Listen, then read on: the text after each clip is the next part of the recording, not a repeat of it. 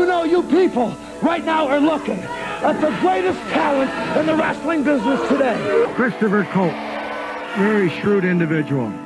I've often said that Chris Colt was the best wrestler that nobody ever saw. I love pain. I'm a psychopath. I'm a sadist. I'm a masochist. I do everything. He was a maniac. I'll rip your nuts out with my teeth. A Hell's Angel, a Comanchero, a space oddity, and the original rock and roll wrestler, Chris Colt tore up the territories in the 60s, 70s, and 80s, thrilling audiences with unhinged performances and outlandish characters. Seat of his trunk space odyssey, and for all we know, and Colt might well be from outer space. I'm surprised there were times that Chris didn't get stabbed or shot. That's how good he was as a heel. A talented performer, Chris Colt's in-ring antics mirrored his volatility outside of the squared circle. When you looked in his eyes, you thought, my God, this is a madman. Chris was an outlaw. He did just what you didn't want him to do, and he was happier doing it his way. But beneath his psychedelic appearance, a darkness lurked. And Chris's obsession with death was no act. Chris had his own Vietnam War going on in his head. I don't think that it was necessarily white picket fence, 2 kids and a dog or whatever. That's definitely not the life that he lived as a child. They threw rocks at me, called me queer. Small towns can be so weird and cruel. Driven by demons and obsessed with death, he became a cult icon and a legend. But who was Chris Colt? Chris's favorite saying is, hey man, I'm a homosexual, I'm a drug addict, and I'm an alcoholic, and I'll match you scar for scar and you look like a virgin. I mean, Ozzy Osbourne was Mother Teresa next to Chris Colt.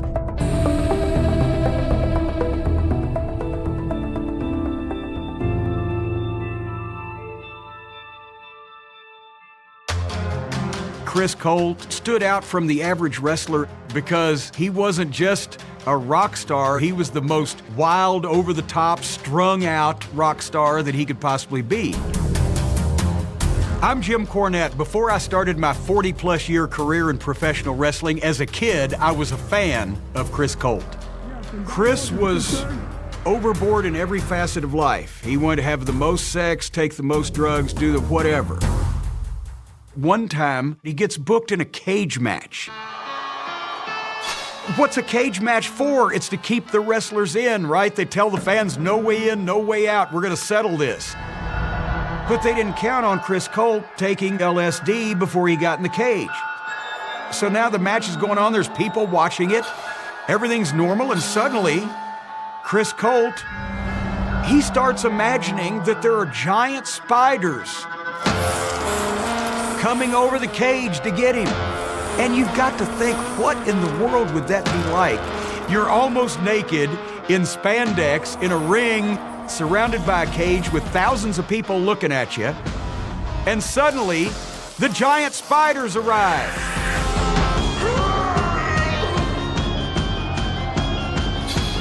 And he's just freaking out.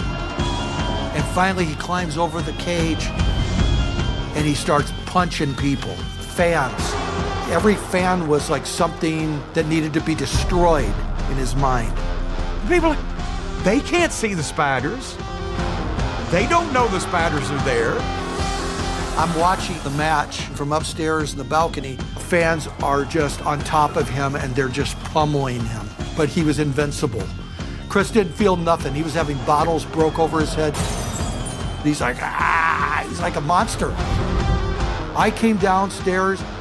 I picked up a metal folding chair and I started swinging it at the fans. It just became a riot. My name is Bill Anderson, 30-year veteran of pro wrestling. In the summer of 1975, my rookie year, I became a tag team partner for Crazy Chris Colt as Bill Colt. Cops started arriving, handcuffs going on people. All I smelled was mace. It was in my eyes, and everybody was burning. The world is coming to an end in this arena. And here I am, 18. I drank maybe 2 beers in my entire life, wanting to be a pro wrestler. That's all I cared about. And there's my partner, a bloody mess, drugged out of his mind, beaten up out of his mind. And that's my new partner to start my career. And I'm like, wow, what in the hell am I getting into?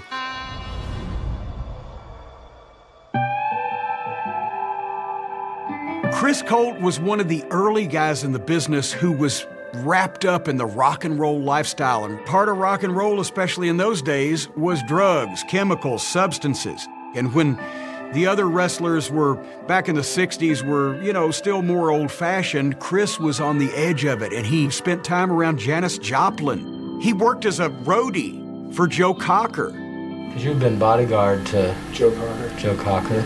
Twice, yeah, that was fun. So this is the notebook in which Chris Colt started to write what he wanted to become a book. There's about, I think 100 pages or so here of handwritten notes. Chris Colt telling his own story. My name is Ty Haggard, and Chris Colt was my great uncle. As I read through this stuff, especially as a teenager, it was like, holy cow. Like, some of this stuff is wild. Like, I don't know if this is appropriate for a 13-year-old to be reading. But as I read that stuff, I realized that it was his intentions for his story to get out. I was bored in Phoenix one weekend and decided I wanted to go to San Francisco for the first time, as it was always a dream of mine. All the freedom of the 60s, people getting high, having open sex on bars, streets. It was all open. One night I was walking to Market Street. I noticed a girl sitting on some steps looking lonely, chugging a gallon of wine. I gave her a quick look, said hi, and kept walking. She responded with, "Hey, want to have a drink?" I turned and I said, "Sure." She just smiled. Beyond her smile, I saw sincere, deep eyes. But I also saw tragedy and hurt and pain. Then, as he's on his way to leave there, he stops at a head shop and sees a poster on the wall and realizes that that's the person that he was talking to, and it was Janis Joplin. And so he went back and asked her, "Why didn't you tell me who you were?" And she just wanted a friend that wasn't there as a beggar or hanger-on or somebody who only liked her because she was talented or something. And he told her, gave her a hug and told her, "Janis, I will always be your friend." Dad used to run around with her and get high with her. She's a wild woman. That's what's about a wild military. What's we have it there? I styled myself as a male Janis Joplin in the ring. Jewelry, chains, clothes, attitude. She left everything on the stage like he left everything in the ring. She was living in the moment. She didn't care about the future, living fast and dying young. That's the path that he figured he'd take. Chris told me, if not once, he told me 500 times, I plan on being dead by 27, just like Janis Joplin. And he did everything he could to be there. Born Charles Fay Harris in Idaho in 1946 and raised in the small town of Drain, Oregon, Chris's chaotic upbringing set the tone for the rest of his life. Monday through Friday, it was a very loving home. They had everything they wanted and needed. They had clothes, they had money, they had food. It's when they started drinking on the weekends that everything blew up. My grandparents drank a lot, and I've heard stories that on weekends they would stop and get a case of half gallons of whiskey. They would get drunk and have brawls, and the kids were all involved, and it got really brutal. My name's Rhonda Rondo, and I am Chris Colt's niece. My mother was his sister. Wrestling fans know your uncle as Chris Colt. What do you call him? Uncle Chuck. He'll always be Uncle Chuck. When he was like 10, he came home from a friend's house. It was a Saturday. Everything was destroyed in the house. All the dishes were broke, and his mom was sitting over on the couch with a bloody face, and there was a gun sitting next to her that Grandpa had hit her in the face with and split the handle of the gun. It was a wooden handle. I thought she was dead. She was flowing with blood. Blood out of her nose, mouth, ears. We put her in the back seat of the car, a '56 Chevy, trying to hide her. He hadn't had enough of her yet. He was a raving maniac. I screamed, "I wish you were dead, you bastard." He hit me, broke my eardrum. He grabbed another gun and started firing it at us.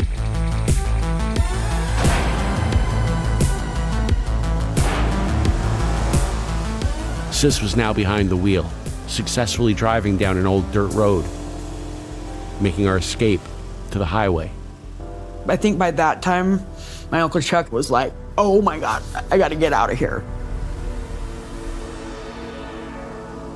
Some weekends, there was professional wrestling in the area. My mother and my Uncle Chuck, they would drive to Roseburg, which was the closest big town for him to watch wrestling matches. He just fell in love with it, and that's all he ever wanted to do. One day in high school, Drain High, we were having an orientation class, and the question came up, what are we going to do with our lives? My turn came, and I said, professional wrestler. The class laughed. It hurt me.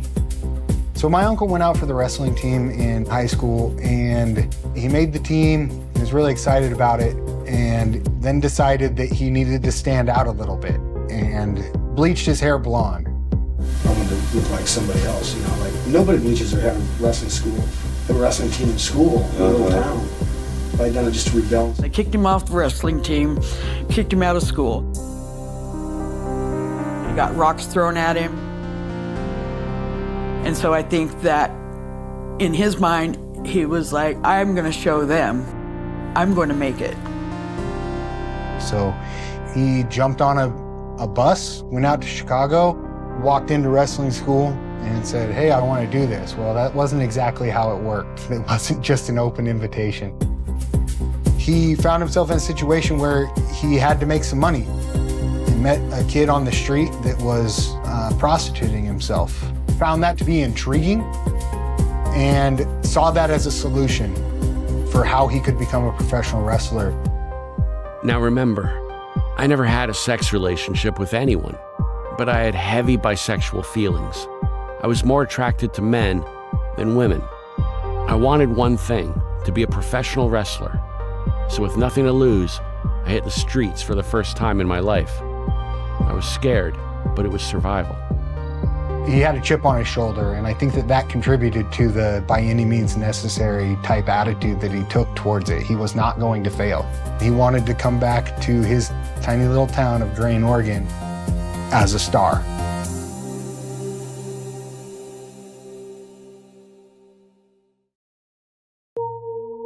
Finding his way in Chicago, training by day and hustling by night, Charles Harris begins his wrestling career with a variety of ring names. Maurice Chevier, the Magnificent Chevier, and finally, Chris Colt.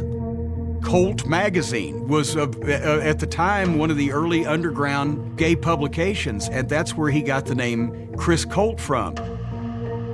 I was to go into the Army in 1966, and I said, Chris, gee, you're going to be drafted pretty soon, too. And he said, no, I'm disqualified. And I said, disqualified? Yeah, I checked out if I like boys. So, c'est la vie. My name is Tom Burke. I'm a wrestling collector and historian.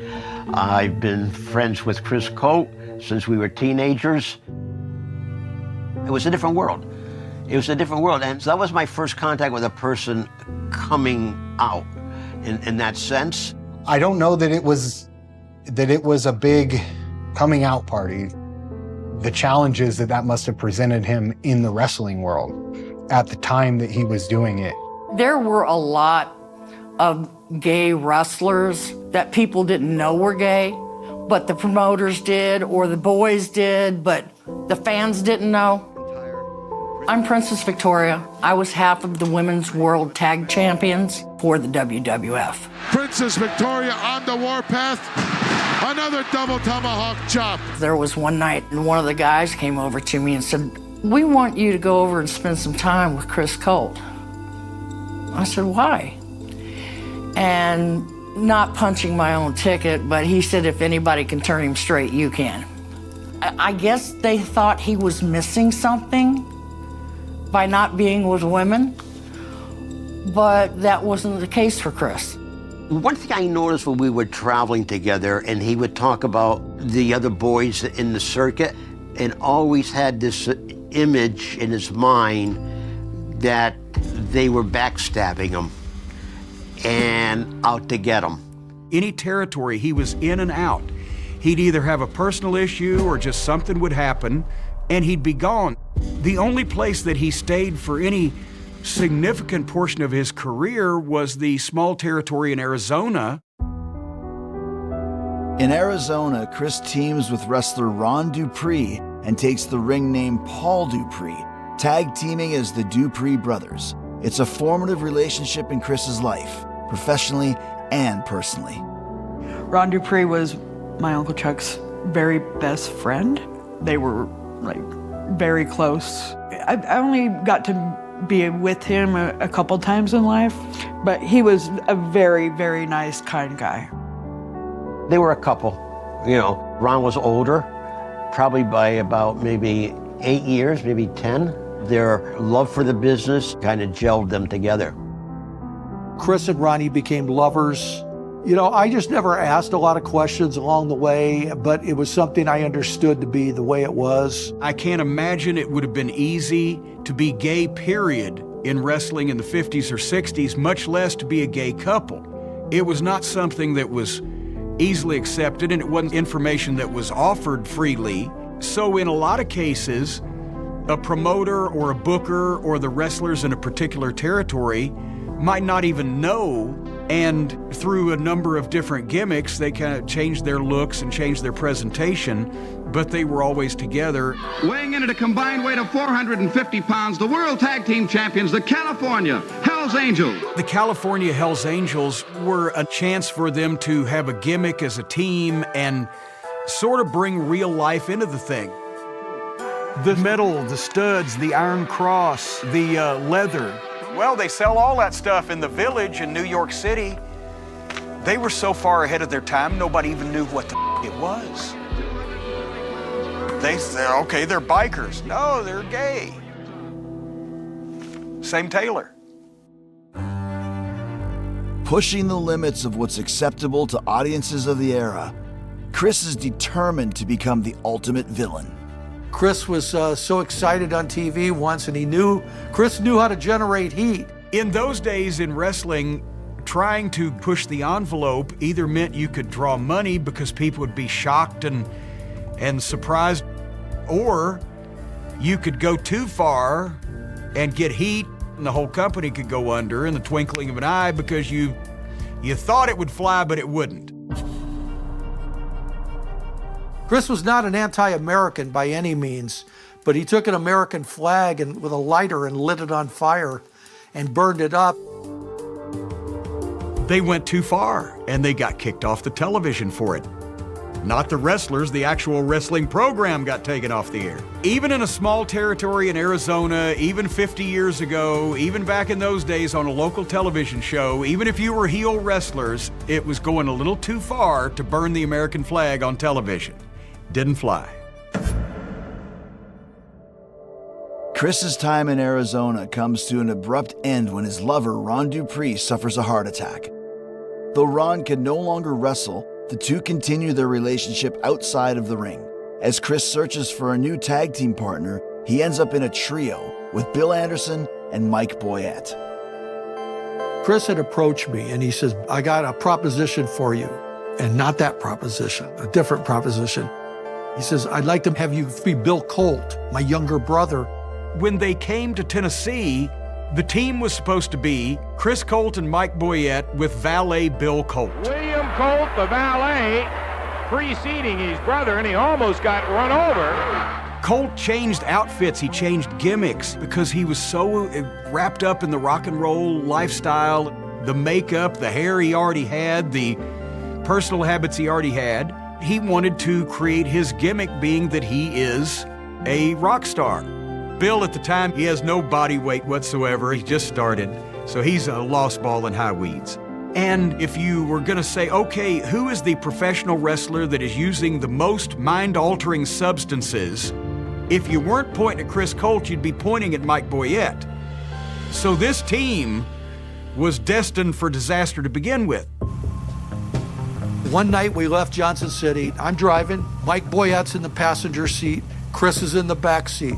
He's getting high just like he wants, to living the Janis Joplin, Joe Cocker life. And all of a sudden, I feel a punch to the side of my head. And I was like looking in the mirror, like, what are you doing? He says, you. And then he reached up with his right hand and grabbed Mike's hair and yanked it and pulled him back. Then Chris reached up with his other hand and grabbed my hair, and he's pulling me. And Mike just said, stop the car. Stop the car. What I learned, Mike is nobody to F with. He was a Vietnam veteran. He was a world judo champion. He was a very tough, legitimate guy. So we pull over. Chris gets out of the car, walks around to my side, boom, as hard as he could, punches me in the face. Then he walked back over to Boyette, did the same thing. Mike says, this is your warning, one more time, and I'll kill you. Chris went to swing. Mike blocked him, hooked him in a front face lock, and just cinched on it. And Chris just went limp. Mike just dropped him. Chris was laying right beside the car. Mike gets in the passenger seat. He says, back up. And I said, what do you mean back up? He says, just back up. So I start slowly backing. I get about 1/8 of the mile down the road, and Mike grabs the wheel, puts his foot on top of my foot on the accelerator on the gas, and he says, I'm killing this mother right now.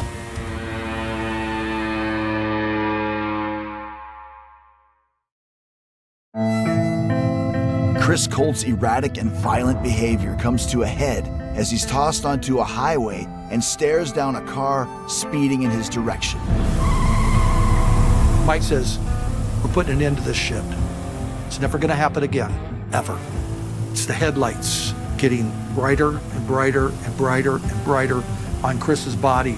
And at the last second, I hit Mike's arm just to the side, and I turn the wheel. I says, Mike, we can't kill this guy. We can't kill him. We can't do this. And Mike says, that mother deserved to die. He says, leave him, leave him. I honestly did not really overanalyze the story in my mind until many years later that I could have been in prison the rest of my life for murder. The cops could have easily arrested me and said, you purposely ran this guy over, first-degree murder. Could have been death. Easily. Bill Anderson and Mike Boyette leave Chris for dead on the side of the Southern Road. But the next day, when Bill makes his way home to his Nashville apartment, a surprise is waiting for him. Open the apartment door, look in, and Chris is sitting at our dining room table, and he's just big smile comes on his face. Come on in, sit down, sit down, sit down, sit down. And I'm like, looking at Chris, never saying a word, like, oh, I'm back to being a brother, maybe a friend again. I don't know what's going on. He says, we're getting rid of Boyette. And that was the end of Boyette. We were leaving Tennessee as a tag team, going to wrestle in Seattle. Before I could even get off the plane, Chris was already off the plane and sitting in a bar. Remember it just like yesterday. Remember him sitting there with a drink in front of him? And that's my last visual of Chris. And I hadn't made up my mind exactly what to do until right then. And I said, this is it. I can't do this anymore. And I just walked away.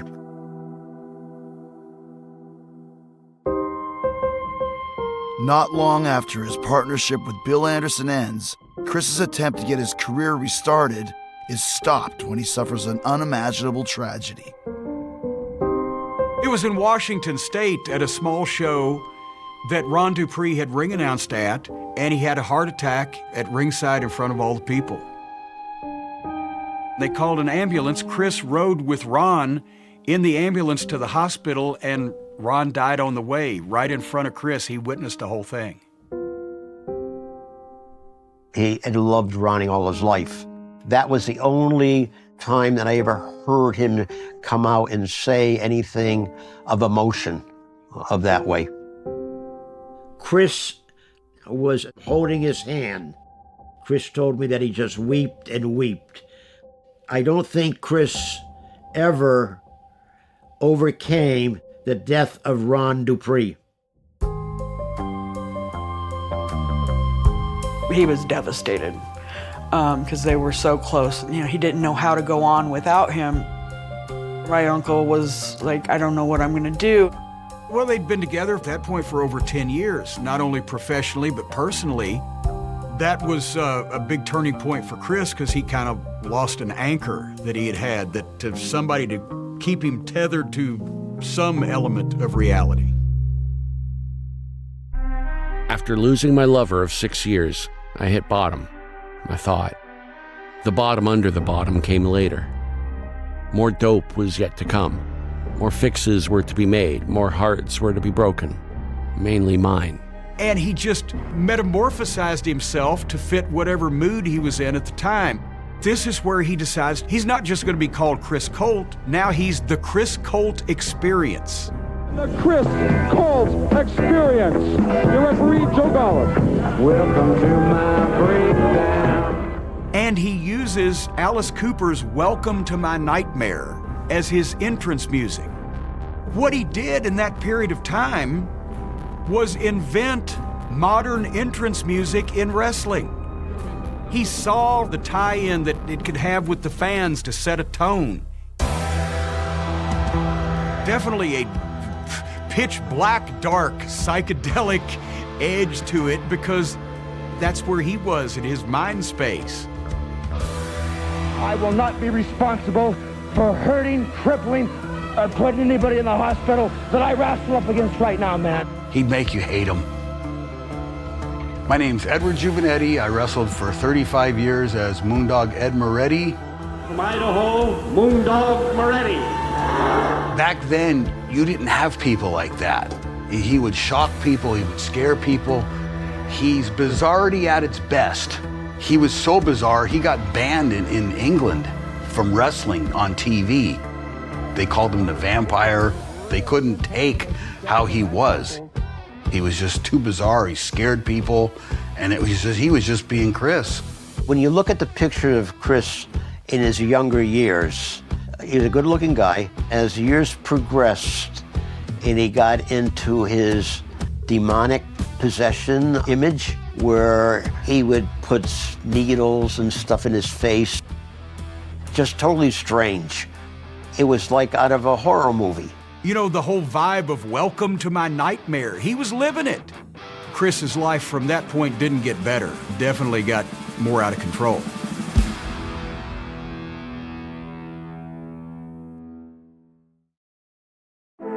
Throughout the mid-1980s, Chris's erratic behavior and appetite for drugs are both wildly out of control. And another disappointing loss for Chris Colt. Into the 80s, if he popped up here, it's gonna be a fight. My God, he might look like he hasn't seen the sun in 10 years. Or if he pops up over here, now he's got more hair and he's got a mustache and a beard and he's gained some weight and he looks like he might have once been out in the sun. And over here, he's barely able to stand up straight. And promoters kind of got tired of, you know, is Chris going to show up, or, you know, and if he does, what shape is he going to be in? From Germany, 220. Several years later, he's in Alabama as Chris Von Colt, and he's a Nazi. He just said, well, what is the most offensive thing that I can do to the general public? I'll become Chris Von Colt, and I'll be a Nazi. Nazis were big in wrestling in the 50s and 60s to get all the heat because they were heels. It was after World War II. When you get to 1987, he just wanted to be a Nazi, just to piss people off. I think it was desperation, maybe, trying to find heat, you know. His reputation was getting tarnished left and right.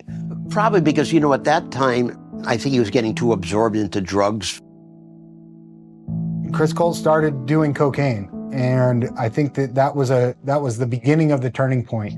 Then from there, it switched to crystal meth. I think that's where it got really dark, and that's where the desperation came in. By the late 1980s, Chris Colt's wrestling career dries up, due in part to his mounting substance abuse issues. After alienating most of his friends and allies, he fades into obscurity. He was done wrestling. He has no income. And so he gets this idea that he'll start busting drug houses. I would go on 6 and 7 days up. By the way, now I'm addicted to crystal meth. Speed. Not like the cocaine a few years ago. I'm clean from coke.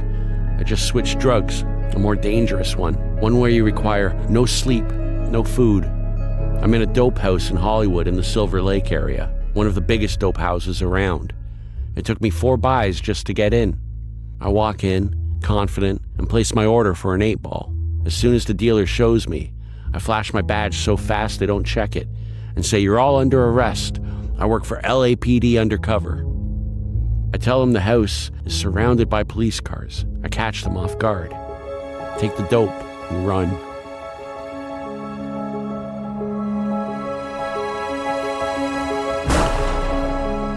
You'd always hear a different story if you ask somebody, "Hey, have you heard anything about Chris Colt?" And they're like, yeah, he's in Portland or he's in Seattle, but they never knew anything definitive.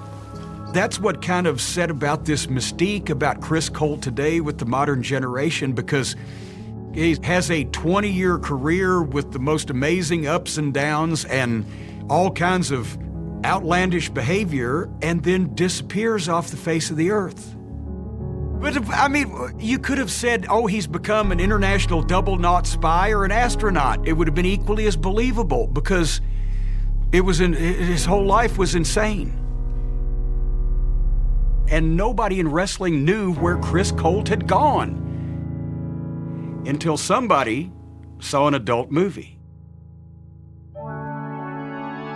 With him as a gay man who, at least in his work, always kind of had to keep that under wraps. He was attempting to show the world that side of himself. This is not something that I see as shameful.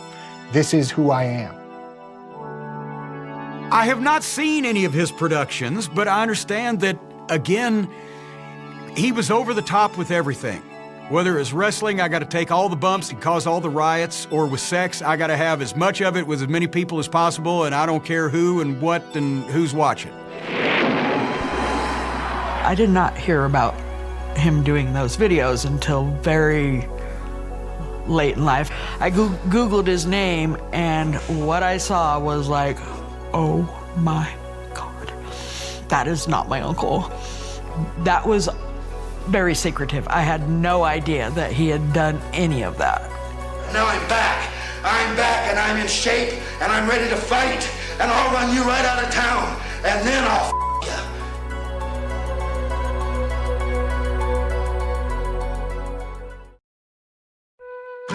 After disappearing from the wrestling scene in the mid-'80s, Chris Colt resurrects himself as an adult film star. You're the professional wrestler. Shocking many from his past. Chris was a dream to work with. I sat him down in front of the camera, and as soon as I turned the camera on and yelled action, Charles Harris turned into Chris Colt. The same way that Norma Jean Baker turned into Marilyn Monroe. I'm Jack Fritcher. I've been a writer and a university professor teaching film and literature and pop culture, the editor of Drummer magazine, and I've written 20 books and shot 150 videos. Well, Chris had been reading my writing in Drummer for years, and he liked my Palm Drive Video movies because Palm Drive Video's tagline was masculine videos for men who like men masculine. In 1987, Drummer had a cover featuring the Barbarian Brothers. They were actors and bodybuilders, but their gimmick was acting like pro wrestlers. And shortly thereafter that, Chris contacted me about shooting a video, and we set it all up that he came here and stayed for a week. How old were you You were 17 when you started. What year was that? 1921. 1921. During the San Francisco I was 4 years old then. Facelifts, you know, Palm Drive Video was like the USO entertaining the American troops during the war. Palm Drive entertained gay men during the 1980s. We specialized in solo videos. That is, one actor talking to the viewer through the camera lens. Chris Colt's heat was in his person, in his face, and the way he related directly to the camera. Yeah, I'm the street fighter. I'm the original rock and roll wrestler. The original Hell's Angel of wrestling. Chris knew also that I was not going to give him a script. He could let it all hang out and be as crude and honest and open and vulgar even as he wanted to be. You want a wrestler, Dick? A real man? A professional wrestler, Dick? I am the king of wrestling. He said one of the greatest powers he ever felt in his life was walking into a ring and making 10,000 fans scream. The way he made 10,000 fans scream, he put that energy into the camera to make the viewer come. Most people don't bring this amount of energy to the screen right away. You have to build them up to it. But he hit the set running. I mean, this is not fake, this is real. That's you in the mask. That's me in the mask, yes. I shall have these moments to remember. Chris was trying to create a statement about his triumph in wrestling, in his wrestling career as a homo-masculine man. Another victory. One more time somebody goes down, and they're gonna go down on me. Pro wrestling has always been softcore porn for gay men. And Chris knew that as a wrestler, he himself was a fetish object. I ran Hulk Hogan out of New York City. He was scared to sign a match with me because I'd take his belt and slap his ass with it. Hulk Hogan was a god to the gay community. When Hulk would play with the WWF at the Cow Palace would be, filled with gay men there yelling the Hulkster on. Because to them, he was a strong, powerful, well-built, healthy-looking man. That is 24 inches. That is incredible. That's awesome, I'll tell you. And they were strong, powerful men themselves, but they were afraid that they were going to shrink away because AIDS is known as the wasting disease. Did Chris himself, was he infected? I don't know if he was infected. I presume that all my models in the 80s were infected because you didn't ask and they didn't tell. And I made sure that everything on set was very sterile and sanitized. And there was no discussion of that. He looked perfectly healthy, but somebody with AIDS can look perfectly healthy. And Chris is writing a book about wrestling, the inside story, and I'm going to help him with it on the final version. That's going to be in there. You write the whole thing. Chris came to me because he knew he needed a different kind of publicity and coverage for this last part of his career. In a sense, movies are like a gladiator entering the Coliseum for his last match. Hail and farewell. We who are about to die salute you. That was really dirty. Yeah, well, I didn't do that. He had hoped to have an extra act by being a trainer and a coach, but that never happened.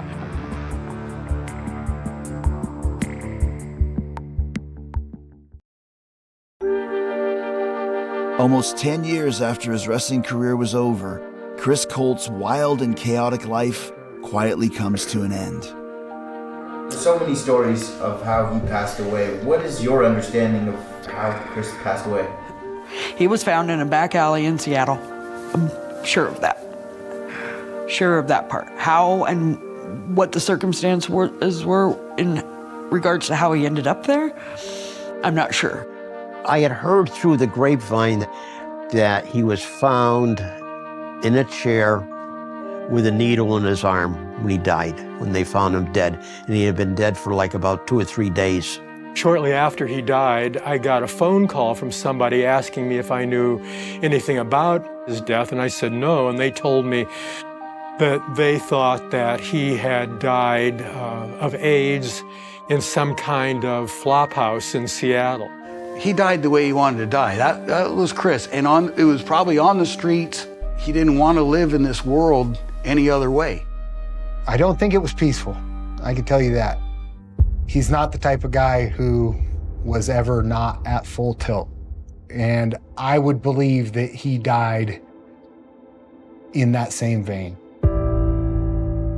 The official death certificate for Charles Fay Harris, dated May 23, 1995, lists HIV as a factor in his death. No autopsy is performed. His listed occupation, professional wrestler.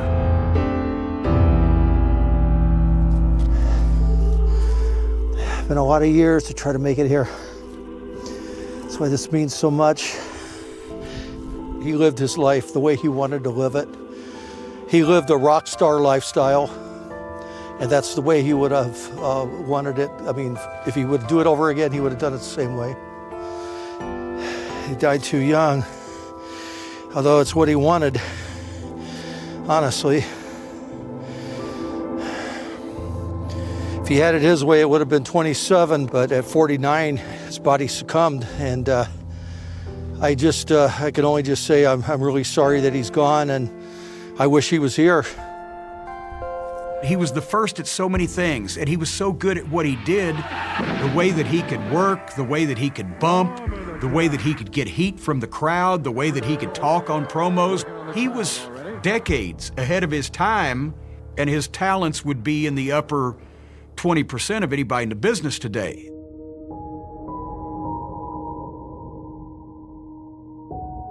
Chris was just outstanding. He was ahead of his time. I think Chris was one of the true icons of wrestling, a person who changed the focus of wrestling and brought rock and roll into wrestling far earlier than Cyndi Lauper, Hulk Hogan, etc.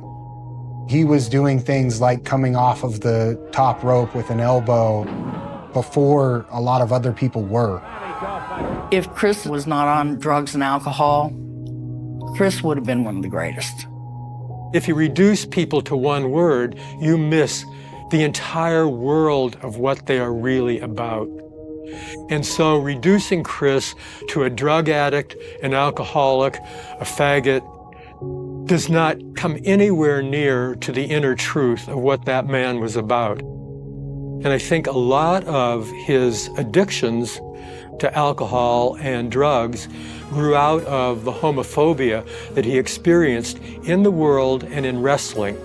He's a complete human being. You can go to online forums that talk about pro wrestling, and they'll talk about the character that was Chris Colt. This is a real human being with his own demons and family and people that he loved. He was a really, really good uncle. You know, he would always bring us something when he would come to visit. Sometimes it might have just been a roll of toilet paper from a motel, but we were happy to get it from him because he was our uncle. The last letter I got from him was 1991. I stopped drinking and drugging.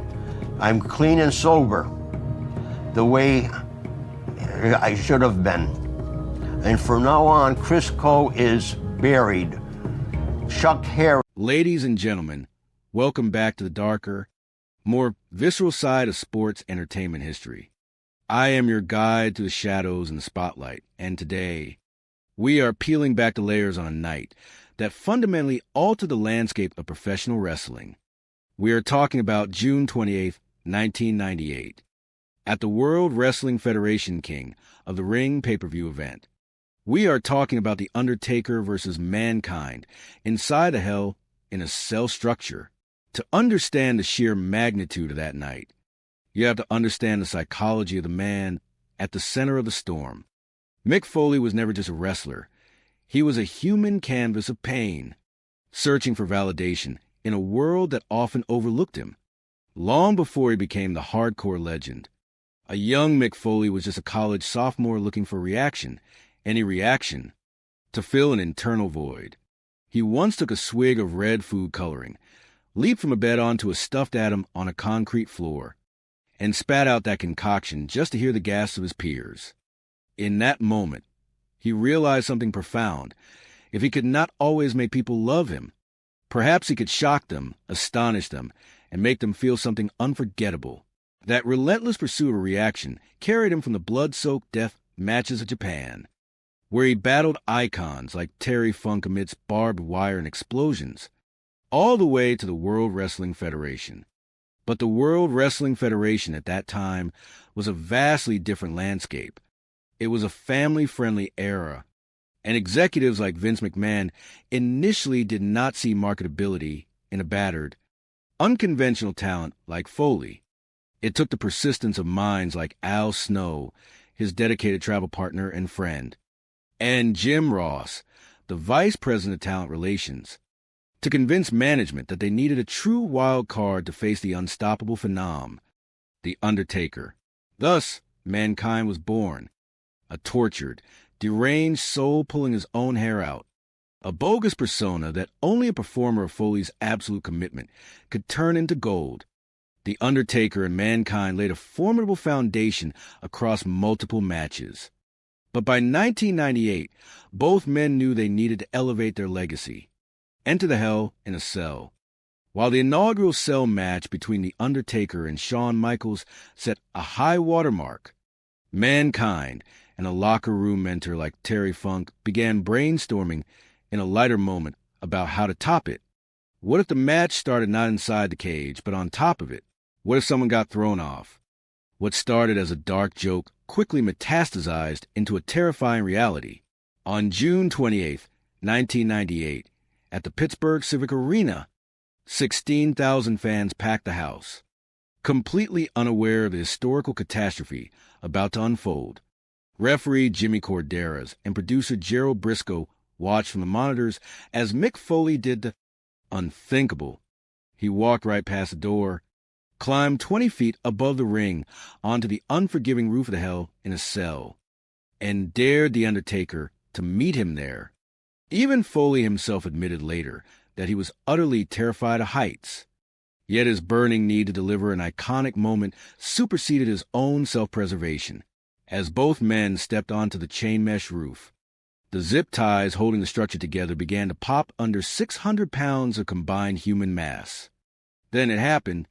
In the blink of an eye, a 300-pound human being was hurled from 20 feet above, crashing violently through the Spanish announce desk. The sound of that impact echoed like a horrific car accident through the arena. Commentators Jim Ross and Jerry Lawler screamed in sheer horror, genuinely believing on live television that they had just witnessed a tragedy. Backstage, family members like Colette Foley watched in absolute panic, whispering that it was fake just to soothe their young children, while internally experiencing sheer psychological terror. Miraculously, fueled by pure adrenaline, Mick Foley did not stay down. Despite a dislocated shoulder and a body battered by the fall, he dragged himself back up that cage. What followed next defied all logic. During an attempted choke slam, the mesh roof of the cell suddenly gave way entirely, sending Foley plummeting straight down into the center of the ring, a heavy steel chair crashing right behind him and striking him directly in the face. According to medical professionals like Dr. Francois Petit, who rushed to the ring alongside Terry Funk, that second fall resulted in the first legitimate knockout of Foley's career. He lay motionless, teeth dislodged, one of which somehow traveled through his nasal passage, blood pooling, completely unresponsive for 42 agonizing seconds. Terry Funk, displaying the ultimate veteran instinct, stepped up to The Undertaker and demanded he hit him just to buy precious seconds for the medical staff to tend to the fallen warrior.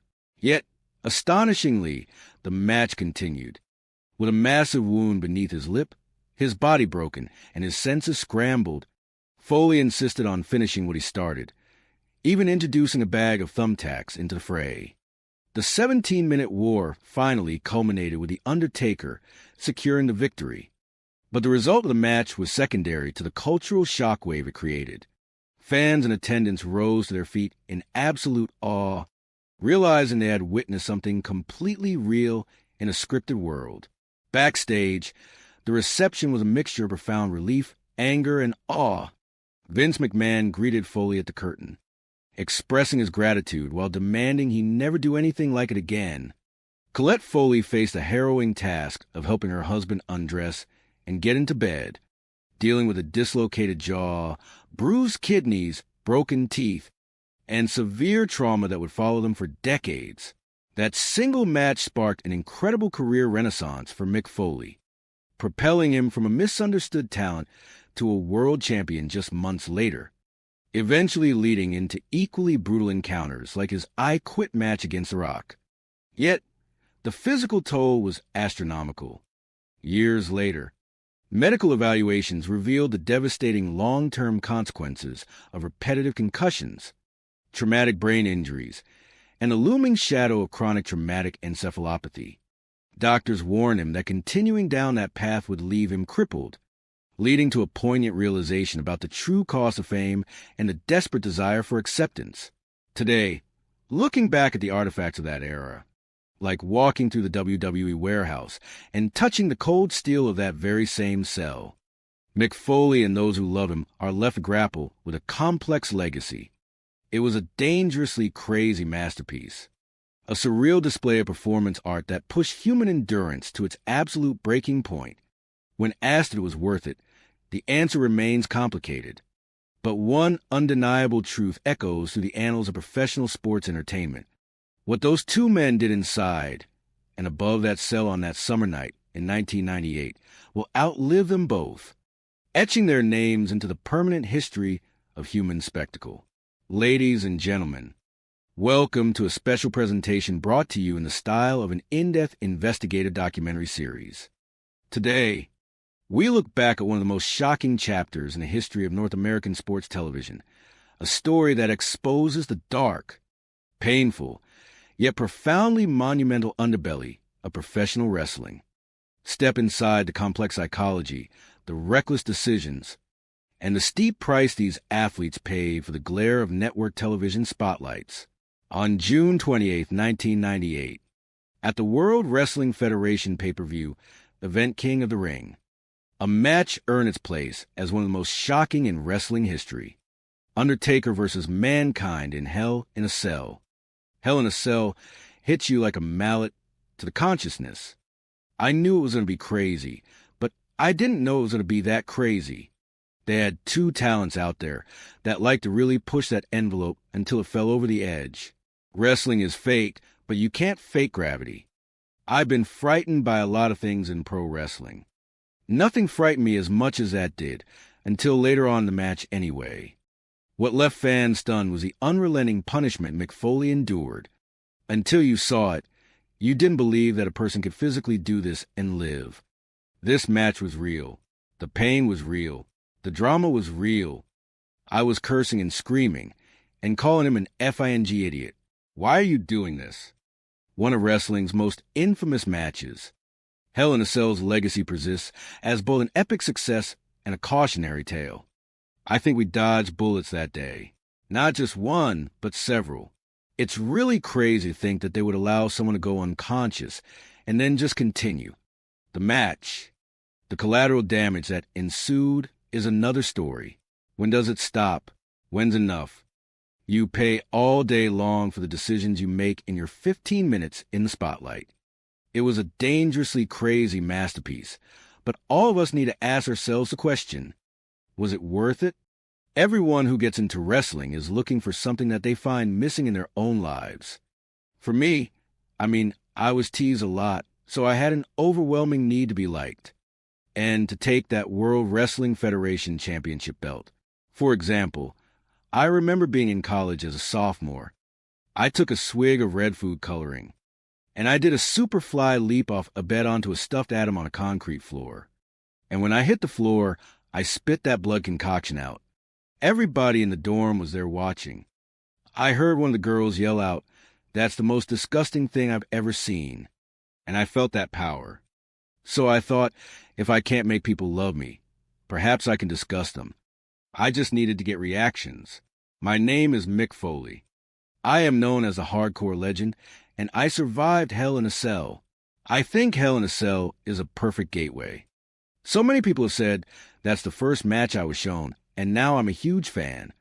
And my follow-up question is always like, did you expect all the matches to be like that? It's like, because they're not. A normal Mick Foley match is quite hardcore, brutal, probably blood, thumbtacks, fire. Oh my God, he's ready to take his dick. Barav Guai, getting exploded by C4 explosives in Japan. Getting speared through a table of fire. Taking like bumps on the concrete. Oh God, right on the concrete. I mean, he just put his body through so much. I'm Mickey Foley, and my dad is a hardcore legend, Mick Foley. I think he just really loves getting like in oh my God or gross or nasty type of pop. Oh my God. I'm Noelle Foley, and I'm the daughter of Mick Foley. Realism was a big tool. I didn't think I was having a good match unless I had trouble getting back to my hotel room. I did not enjoy the pain. I enjoyed the fact that I could take it and sell it in a way that was fun. Oh no. Oh my God. He's hung himself in the rope. I just had to really ask myself, do I want to get mixed up with this? I'm Colette Foley, and I've known Mick Foley for over 35 years. When I met Mick, I noticed his eyes. I noticed that he was a gentle, nice person. But his corny jokes and terrible humor, that's what really made me fall in love with him. Our wedding song was actually Beauty and the Beast. We were a good team. She understood. She understood my commitment. Like, she really did. When that adrenaline was pumping, he just wanted people to leave talking about how great a show it was, at his own risk. And that was his drive to keep going and get more crazy along the way. He developed a personality called Cactus Jack. You can't stop Cactus Jack. He was a wild and crazy guy. You thought he might be insane. Are you kidding me? He had charisma. You couldn't take your eyes off this guy. He was different. He was unusual. I'm Jim Cornette, and at the time of the Hell in a Cell match, I was working as an agent and a producer for the World Wrestling Federation. Mick was excellent with psychology in his matches. He knew that the fans liked people that were out of control. He's biting them. Someone who was going against the script. Cactus is going down. He could take those people on that ride with him and elicit the response that he wanted to get. This man's out of line for this. Then the attention would be on him, and his reputation would grow. Our bedroom furniture consisted of a mattress on the floor with a black and white television, with a VCR that barely worked, and in that VCR was Japanese wrestling tapes. I would sometimes watch 12 hours of Japanese wrestling a day. I liked the realism, the storytelling. It's not just man versus man. You have to defeat the surroundings, you know? I thought Japan was likely to be where I made my living. They were looking for a foreigner who could feud with Terry Funk. Terry Funk was the greatest of all time for his ability to make people suspend disbelief in A. Second, Terry Funk became somewhat of a mentor to Mick, and they started working together in these explosive, bloody, violent, fiery death matches in Japan. I was always drawn to the wild stuff, so I would literally be on my hands and knees. And I thought that was proof that I had done something special. This is a place I can make myself stand out. So I never saw myself being a World Wrestling Entertainment guy. In World Wrestling Federation at the time, it wasn't a PG era. It was a G-rated era. Very bland. And for someone like Mick, his style didn't really gel with what World Wrestling Federation was selling. My name is Al Snow. I'm a former World Wrestling Entertainment superstar. I was Mick Foley's travel partner, and dare I say, probably his best friend. Probably his only friend. I'm just kidding. Vince McMahon did not want Mick Foley. Didn't think that he was marketable. Didn't think he was attractive. How I convinced McMahon to hire Mick was to give me a chance on my observations of talent. Because I see something in this guy. I'm Jim Ross, and at the time of the Hell in a Cell, I was Vice President of Talent Relations. I needed to make sure that we had dancing partners for the top guys. Undertaker was one of the biggest stars in the history of wrestling. Long live The Undertaker. Vince kept trying to go with giants to face The Undertaker, which was boring and dull. Big right hand. What you needed was a lunatic. I'd heard a story about Vince slamming his hand down on a table and said, all right, I'll bring him in, but I'm covering up his face. We don't know who he is. We don't know nothing about him. Well, he's nobody. He's nothing. That's Vince's perception of Mick Foley. Hey, everybody. I'm Gerald Briscoe, better known as Jerry Briscoe, World Wrestling Entertainment Hall of Famer and Chickasaw Nation Hall of Famer. Vince was like, man, it was like, okay, now you guys go build a character around nothing. So we come down to Mankind. What the hell is Mankind? Here it comes, Mankind. This bogus bullshit wouldn't have worked with anybody but Mick Foley. He's pulling his own hair out. Without a connection to the audience. Without character. Everything else is meaningless. I think fans can sense the commitment. My goal for Mick was that he was going to be a great opponent for The Undertaker. He was willing to try anything. My granny would say, he didn't turn nothing down but the covers. So now I've got this big challenge to not let him kill himself. The Undertaker and I were laying quite a foundation. 7 pay-per-view matches, 10 television matches. We've been around the globe together. But my character had kind of plateaued. I knew I had to do something. Something that would add to instead of detract from our legacy. For 1998's King of the Ring pay-per-view, World Wrestling Federation producers planned to reignite the Mankind-Undertaker feud with a recently developed concept, Hell in a Cell. The way that they did cage matches in the World Wrestling Federation was you had to either get out by either climbing over cage or leaving through the door. I asked Vince McMahon, I said, what about if this cage match is different? What about if we put a roof on the cage? Both go in, only one's coming out. And that's where we came up with Hell in a Cell. Undertaker and Shawn Michaels had the first Hell in a Cell, and it was a mile marker. Well, the Michaels-Undertaker match, technically, to me, it's still the best one. I just looked at this match open-jawed. I literally can't do any of the things that these guys are doing. Some 9 months later, they're going to do it again, this time The Undertaker and Mankind. And then I asked Terry Funk, what are we going to do? And he started laughing. He went, you know what would be funny is, what if you actually started the match on top of the cell? And what if you're thrown off? He's saying it as a joke. He stopped laughing. I looked at him and I said, I think I can do that. I could not get the idea out of my head.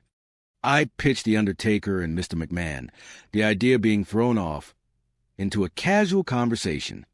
It was a great sell job. I wasn't on board, really, for throwing Mick off the cell. And, he was dead set. And then, we got bets on board with him. I was like, okay, I was not looking at this match as like a second act of my career. I was just looking at it as a way to try to keep my head above water. I thought, when this run is done, I am too. Did you know going into this, what Mick had planned? Yes, he told me the high spots, that he was going to be all right. If he can see it, he can do it. And I trust that. We have only seen one Hell in a cell matchup in World Wrestling Federation history. And it was the most unbelievable match that I think I've ever witnessed. Jar, I remember specifically thinking to myself, I need to come out with everything I've got. Just eyes on the prize. This match has so much riding on it, JR, that the loser may not even stop at the hospital. They may go straight to the morgue. There's that old saying, be careful what you wish for, you just might get it. Ladies and gentlemen, the following contest is the Hell in the Cell match. On June 28, 1998, at Pittsburgh Civic Arena, a packed house eagerly awaits the Hell in a Cell showdown between Undertaker and Mankind. Yeah, you gotta imagine the pressure that Mick's probably feeling as he's walking to the ring. Knowing that the last time an audience saw this match, it was Shawn and Taker. Knowing that he's got to outdo that. Poor Mick. He's not exactly the most nimble guy in the world either. My name is Jimmy Corderas. At the time of Hell in a Cell, I was part of the ring crew and also a referee. I was backstage watching on the monitors, and Gerald Briscoe was the one who produces there. I had the best seat in the house, sat right in front of about 10 monitors watching everything. So you were like basically sitting in the captain's seat during Hell in a Cell? I was the pilot, baby. This is probably the first time in 20 years that I've watched this match. No one knew what to anticipate. And I don't think anyone could have ever imagined what they were going to see. Hello again, everybody. I'm Jim Ross alongside Jerry the King Lawler. I was as much in the dark as a fan watching at home. I did want to start the match in a way nobody had ever started a match before, and to do something no one had ever done. I think there's a little bit of shock on everybody's face, like, he's going up now? He's going up at the beginning of the match? He's supposed to start out inside the cage, isn't he? What next? He's not very logical. I mean, he needs therapy. I had not been on top of the cell. I assured Mr. McMahon of The Undertaker, yeah, I've been up there. It's fine. But the truth is, when I got up there, I was terrified. I'm actually not good with heights. Whoa, it's totally dark in here. He may fall off that cell. The entire time The Undertaker's music is playing, I'm thinking to myself, how can I gracefully climb down this cell without ruining my career? Wait a minute. Do you think he's daring The Undertaker to start this match up there? I thought it was a hell of a way to start. The Hell in a Cell match is officially underway. It created a fear of the mind that one could not get past. Something's going to happen. What's going to happen? They had attached the top section of the cage with zip ties. But there's 600 pounds of human beings up there. The Undertaker and I both take a step, and that mesh goes down by about a foot. Oh my gosh, look at this. It broke through, and I literally hear zip ties springing. They're destroying the Hell in a Cell. When those zip ties were popping off, I thought, oh boy, this is not good. I attempt to suplex the Undertaker on top of that mesh. He cut that off knowing that, there was a decent chance we were both going to go through it. They're throwing punches, and they got toward the edge of the cage where the announce tables were. I thought when they got close to the edge, there's just no way in hell that Mitch is going to take a tumble off the top of the cage. That's too dangerous. That's too iffy. There's very little margin for error. I look at this incredibly small table like a little dollhouse. I don't know how in the world it's going to work out, and I don't like it a damn bit. And lo and behold, the closer they got to the edge of the cage, the more I became convinced that something big was going to happen here momentarily. And it did. Then all of a sudden, here's Jim Ross, and here's Jerry Lawler, as well as the Spanish announcers, and they're looking up, and a 300-pound human being is flung at them from almost 20 feet above them, and he's coming at them fast. As strange as it sounds, it felt like it was going by in slow motion. It also went by in the blink of an eye. All of a sudden you hear this. God, this crash. Holy shit, did we just see what we thought we saw? The sound of Nick going through the announcer table was scary as hell. Everyone that was in the back, we just exploded in concern. It was like witnessing a car accident. Who you will thought he was dead. This man just stopped dead in his tracks. In a business filled with crazy, strange things, nobody had ever tried to do something like this before. It blew everybody's mind, and I thought, my God, this is over. There's no way he's going to get back up. There was an audible gasp where everyone went no. We had 2 young children at the time, and they didn't know what to think of it. All I kept saying was, oh, it's fake, just to soothe them. Yet in the back of my mind, I'm freaking out. It's tough to know when it really, really, really is real. But it had to have hurt him, and it was believable. If The Undertaker threw him just a little too far, or a little too short, that's falling from God. Knows how high onto concrete, or could have even landed on fans. The pain would come later. I'm kind of flying high on adrenaline, and I pulled off this pretty lofty goal. Going through the table could not have gone better. He saw in his head, and in mid-air, he turned in such a way that he was able to land flat on that. Announced death to cushion that fall, and not kill him.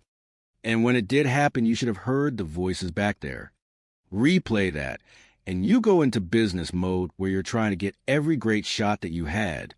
With it, Hugo Savanovic, the Spanish commentator, bailed out his chair instead of getting flattened. It was pretty traumatic, to be honest, because it was my friend out there and being torn with the rule that you don't step in, you don't interfere with whatever Nick was trying to construct. The fans were literally having this guy laying at their feet, and they're looking at all the attendants and the referees. I know Terry Funk was the first one to get there. I asked Terry, is he conscious right there? Now we're trying to make room for Dr. Francois to get there. So I was in my medical room, and suddenly I hear right now, come right now, Nick fell from the top of the cell. And I said, what? I am Dr. Francois Petit. I used to be the doctor for World Wrestling Federation for about 5 years on the road, and before that for about 9 years in Los Angeles. Francois was kind of like the French Army knife. Francois was a black belt in karate. He was a Sub-Zero in the first Mortal Kombat movie. Probably a secret agent, and an investment banker. Francois was what I think they called them bone crackers. He could fix you. You probably wouldn't enjoy it, but he could put you back in place. No matter what the malady was, baby, I fix you. I fix you, baby, it'll be okay. You're going to have to put it back. Of course. He was my number one patient. I can't say something like that. Well, this is nuts what he did. He fell on his back badly, and on top of that, on his dislocated shoulder. The emergency medical technician people have no idea how to get the gurney down there, and it turns. Out the gurney wouldn't fit. So now they've got to raise the cell with the Undertaker on it.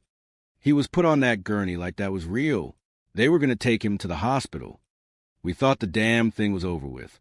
I mean, what else can they do, But we found out. I realized that the longer I'm on there, the more fully the audience is engaged. I've never seen anything like that in my life. Well, I'm not, but I've got a feeling that I'm going to be able to continue. Everybody was trying to tell him, no, Mick, you're done. Stop. What are you doing? Where are you going? Why are you doing this? Just stay down. Holy shit, he's coming back for more? I'm thinking this guy will be the craziest, dumbest son of a bitch in our business. How can he climb? How can his body at this point? I do not know how I'm going to do this and live. But I have pledged to do it, and I'm going to do it. This is absolutely amazing. Absolutely amazing here. I'm thinking to myself, you're insane, you're an idiot. But at the same time that I'm thinking that was a moment that really made him a star. By then, backstage was packed because they know shit's going on. I stayed back where I was because I knew something else was going to happen. I knew. I guess at the end of the day, I'm glad that they went back up because it created another moment. It added to the storyline because sometimes you can storyline yourself right to the hospital. The next spot in the storyline pitched by Mick Foley was far less concerning, at least at first. We had already agreed on the one choke slam, which we thought would cause the match to gradually give way. And the big visual was going to be Undertaker, like stuffing me down. But that did not happen. And now, Houston, we got a problem. I thought that the destruction of the Foley body was well in hand. And that's enough. It was a completely different situation than when he got thrown off the top. You just know, I'm screaming at the television set. I am cursing. I was like trying to get the company on the phone, and I couldn't get through to anybody. How do you tell your children, oh, daddy's acting? Laying there lifeless, motionless. This was not expected at all. I thought that was the end of him when he hit that solid mat. That ring is a concrete. The mat doesn't do it justice. It's more like hitting the cement. As he's falling, that metal-heavy, solid folding chair came right behind him. You could see when he lands that chair. Boom, there's a chair on his face. Boom. He could have very easily died. My mom thought he was dead also. I was shocked. I was screaming. I was furious. Because I thought he betrayed me by not telling me the truth that there was another spot. There we go. Choke slam. Oh. That was the first time in his career that he'd been legitimately knocked out cold. We all flooded the cage. Dr. Francois, Terry Funk, the guys that went out, they were thinking this might be the end. He was really not responsive at that point. I turn around and look at the Undertaker, and I say, okay, that's enough, because I saw his eyes not answering. Man, he landed in such a funky way. I didn't know that he was going to get up. I was legit scared for what the results were going to be. The Undertaker, he looked at Terry and said, see if he's alive. Terry reports back, He's still breathing. There were so many times when I'd seen stars, but I'd never been out for more than a couple seconds. And this time there's 42 seconds that I don't recall. Terry Funk took it into his own hands and walked up to Undertaker and said, "Hit me," so he could take the focus away from Mick a little bit, so everybody could tend to him. It's all ad-lib. It's all at the moment. If I'd ever seen a match that should have been stopped, that was probably the one. But he just didn't do it back then. We didn't stop matches, we bought time. And I needed every second that I could get. When I came to what I immediately saw, Terry Funk's shoes, I then realized I'm in this match, and that's where I try to stand. How is he still standing up? I don't have a damn clue. Oh my God, he is a freaking mess. It's really crazy to think that they would allow this to happen. Just like someone go unconscious, and then continue to match. As the clouds began to clear, I was all about trying to create an image for television. I've got a massive wound underneath my lip. And if I can find a way to take my tongue, stick it through that massive wound, it's going to make for a great television moment. And he's smiling. There's the tooth. How do you get hit in the face with a chair, and it knocks your tooth out, and it ends up in your nostril? One of the doctors said that it went into his throat, but because he was breathing so heavily that he had sucked it up the other way and came down through his nasal passage. Maybe a tooth? This match was real. The pain was real. The drama was real. The expressions on everybody's face were real. Real concern. You could look in his eyes and tell you there was nobody home. And I'm trying to talk to him. All he wanted to do is, "We got to get you a tax." What is that? A car tax? This was their first appearance in World Wrestling Entertainment. I felt like I should be the guy to bring him over. He's purposely rolling around to make sure he gets all the thumbtacks on him as much as possible. When the adrenaline is taking over, you don't realize the pain anymore. You're part of the pain. You're pushing so far, you don't even know you're doing it. Mick is very big about come hell or high water, whatever it is, he will see it through. Finally, the 17-minute match comes to an end with The Undertaker defeating Mankind. What a spectacle it was. In that Pittsburgh Civic Arena, 16,000 people. We've never seen anything like this before. They brought the stretcher out because we thought it was needed for sure. But he waved it off and that crowd went absolutely insane. This was real as a heart attack. And the people could tell that puts the fans in the corner of this guy who just cannot be stopped. And that's the kind of shit that gets over. An audience has invested their time, their money, and their effort in one single thing. And that is the belief in you. He knew and understood that risking his well-being allows them to more thoroughly believe in him and the experience. Thank God this is over. We kept taking these chances, and another chance, and another chance. And for why? As long as I live, I will never forget what we just witnessed right there. He would always call and check in with me, let me know that he's okay. And now here comes the one pay-per-view where she really needs to know, and there's no phone call. I had to wait and wait and wait. It made me worry, and that anger came back. And a few hours later, Mick calls me. She was screaming at me, "Your children thought you were dead." I think prior to the cell, she prepared by trusting that I wasn't going to do anything to jeopardize the family. After that, it became a big concern.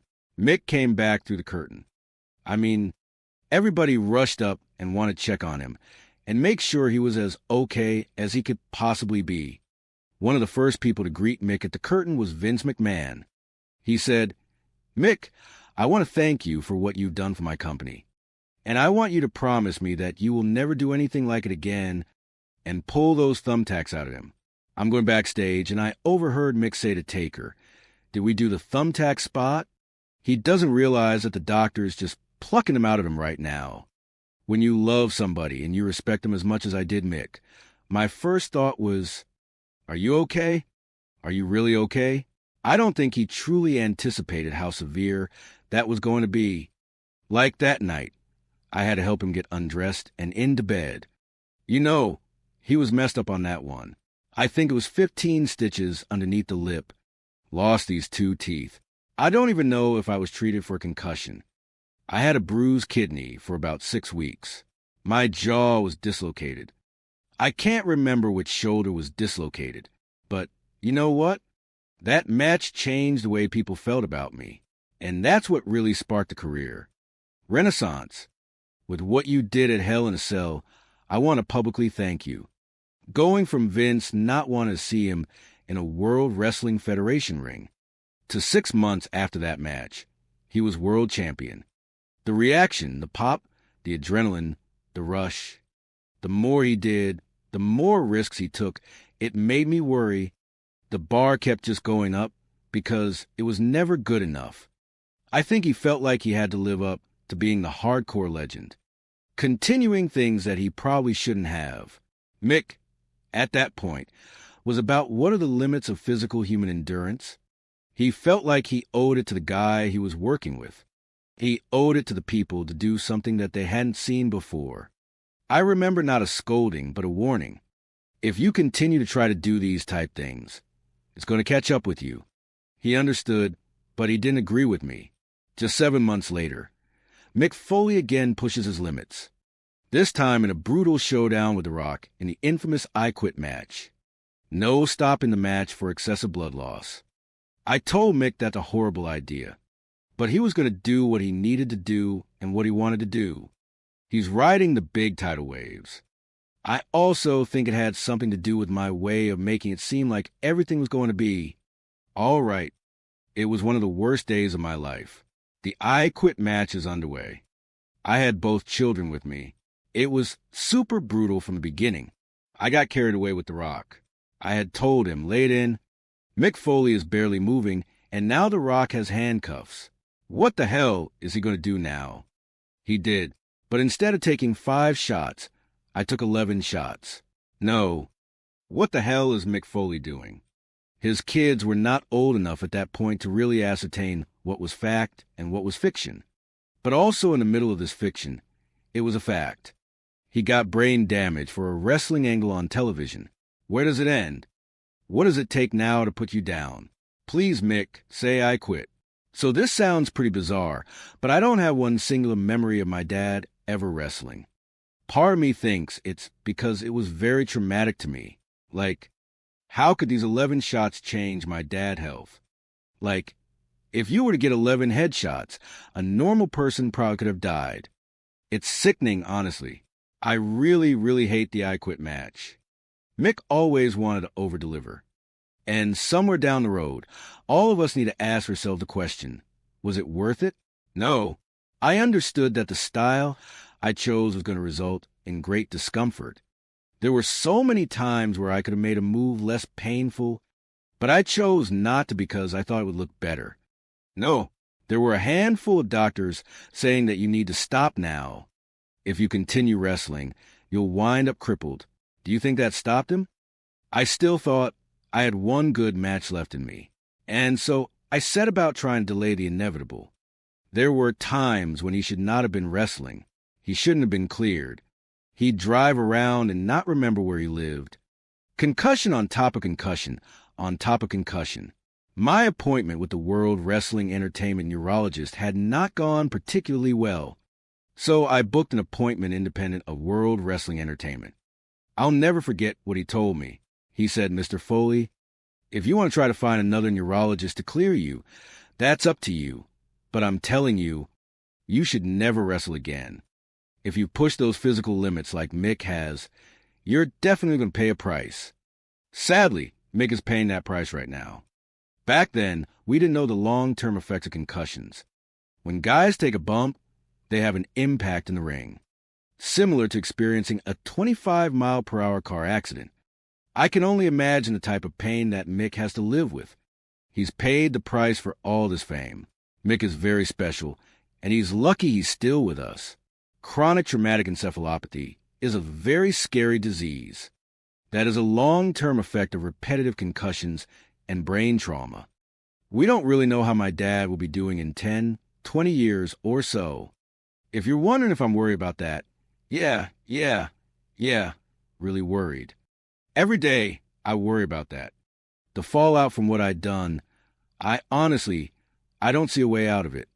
That's one of the most respected and beloved men to ever compete in our business. But I'm going to fight it. I'm going to try to be someone who continues to get sharper as they get older. And so I have these spoken word shows.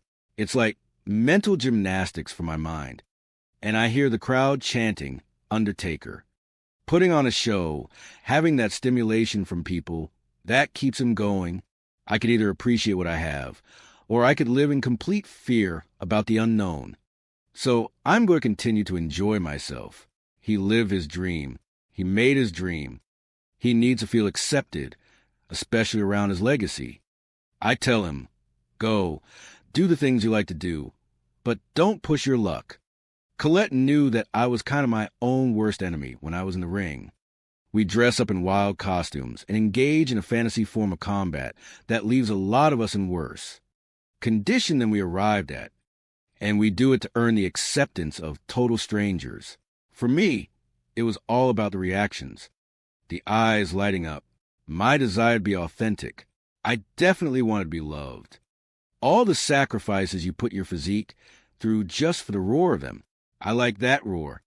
You can't say it at the fault without also admitting that it's responsible for my success. Mick Foley is known for many things. He's a multiple-time champion. He's donated time and energy to charities. But what he's known for is Hell in a Cell. For years, I really harbored some resentment for that match because it was the only thing that I was known for. I was in a dark place for a while. On one hand, I knew I'd done a lot in wrestling. On the other hand, I felt like I'd accomplished nothing at all. The Undertaker and I, we were reminiscing, and he says, you know, Jack, what we did that night will outlive us both. That was a major step in embracing that moment. That's what I got out of wrestling for, to try to create moments like that. I think fans are going to remember him as a guy who gave his heart and soul to this business and appreciate him immensely for it. The audience is coming to be in awe because few people in the world can put you in awe. And those people do. This is the beauty of it. Me and my dad, we were at the World Wrestling Entertainment Warehouse, and we came across the cell. My dad certainly wasn't expecting to see it. He touched it, and he just started tearing up and started crying. I've never seen my dad cry. For something to make him cry must have been really important and life-changing and also probably pretty scary. Like, this would have been it. I'm lucky I'm here after that. There's no reward big enough to cover that risk. We did not know nearly as much about head injuries as we do now, but I can't tell you with certainty that I would have done things different if I had known that. I felt like the world had offered me this canvas to create surreal, sublime performance art. There were some bumps in the road, but it was a pretty magical way to make a living. On certain nights when things were really good, it was one of the most powerful feelings in the world. Welcome to a special presentation where we look back at the most shocking and hidden sides of the world of professional wrestling. I am your guide through this journey of investigation, peeling back the layers of truth behind the bright lights of the stage. On June 28, 1998, at the World Wrestling Federation pay-per-view, Event King of the Ring, a match cemented its place in history as one of the most astonishing moments in sports entertainment. That was a clash between The Undertaker and Mankind inside the demonic structure known as Hell in a Cell. Hell in a Cell hits you like a heavy, blunt mallet to the consciousness. Many sensed beforehand that it would be wild, but no one could have imagined it would push every boundary to total collapse. This was a battle of two talents willing to push every envelope until it tore apart completely. Wrestling may be scripted, but you can never fake gravity. People in the industry have witnessed many frightening things, but nothing compared to what unfolded that night. What left fans speechless was the unrelenting, brutal punishment Mick Foley endured until you saw it with your own eyes. It was hard to believe a human being could survive such physical devastation. That match was real. The pain was real. The drama was real. Many viewers found themselves shouting in disbelief as they watched actions that shattered all limits of human survival. Why trade so much for this? To this day, the legacy of Hell in a Cell endures simultaneously as an epic success and a sobering cautionary tale for generations to come. We feel fortunate that we dodged absolute tragedies by a hair's breadth, not just once, but multiple times. Furthermore, the reality that a competitor could lose consciousness and then continue fighting is a deeply concerning fact. The collateral damage left in the wake of such decisions is another story altogether. When are new limits established? When is enough truly enough? You pay every single day for the choices made during those fleeting 15 minutes in the spotlight. It was a dangerously deranged masterpiece. But all of us must ask ourselves the question, was it worth it? Most individuals who enter the world of wrestling are looking for something they feel is missing in their personal lives. For Mick Foley, years of being teased created an overwhelming need to be recognized, alongside a fierce ambition to capture the World Wrestling Federation Championship belt. According to accounts from those involved, during his college sophomore year, he once staged a leap from a bed onto a stuffed mannequin over a concrete floor, combining it with a red liquid concoction to simulate blood in front of his dorm mates. Witnessing the stunned reactions around him, he realized the immense power of capturing attention. If he could not make people love him, he would make them gasp in horror to command their focus. That was how Mick Foley began his path toward becoming a hardcore legend. For many fans, Hell in a Cell serves as a primary gateway into the universe of professional wrestling. However, most of Mick Foley's standard matches were already brutally punishing, involving thumbtacks, barbed wire, fire, and hazardous objects. His daughter, Noelle Foley, shared that her father seemingly delighted in eliciting gasps of horror and disgust from the audience. According to documents and witnesses, realism was a vital tool in Foley's career. He famously admitted that he did not enjoy the pain itself, but rather relished his ability to absorb and convey that pain in the most compelling way possible to the viewers. Colette Foley, his life partner of over 30 years, recognized the gentle and kind nature hidden beneath his rough exterior, remaining a steadfast pillar who understood his profound commitment to his craft. When the adrenaline surged, Foley's singular objective was to make people leave talking about the greatness of the show at his own personal risk. That relentless drive ultimately birthed the persona of Cactus Jack, a wild and untamed figure who could not be stopped. Jim Cornette, a producer and manager for the World Wrestling Federation at the time, noted that Foley possessed an exceptional grasp of crowd psychology, mastering the exact rhythms needed to manipulate audience reactions in the arena. Before making his mark in the World Wrestling Federation, Foley spent countless hours studying Japanese wrestling tapes, where stark realism and survival were paramount. There, he worked alongside Terry Funk, a legend renowned for his ability to blur the lines between reality and fiction in explosive, bloody and fiery death matches. Yet in the World Wrestling Federation of that era, which still leaned heavily toward family-friendly entertainment, Foley's unorthodox style was not initially embraced by Vince McMahon. Al Snow, Foley's travel companion and close friend, had to persistently convince McMahon to give Foley a chance based on his unique talent and distinctiveness. Jim Ross, vice president of talent relations at the time, realized the Federation desperately needed compelling foils for The Undertaker, as relying solely on giant-sized wrestlers had grown stale.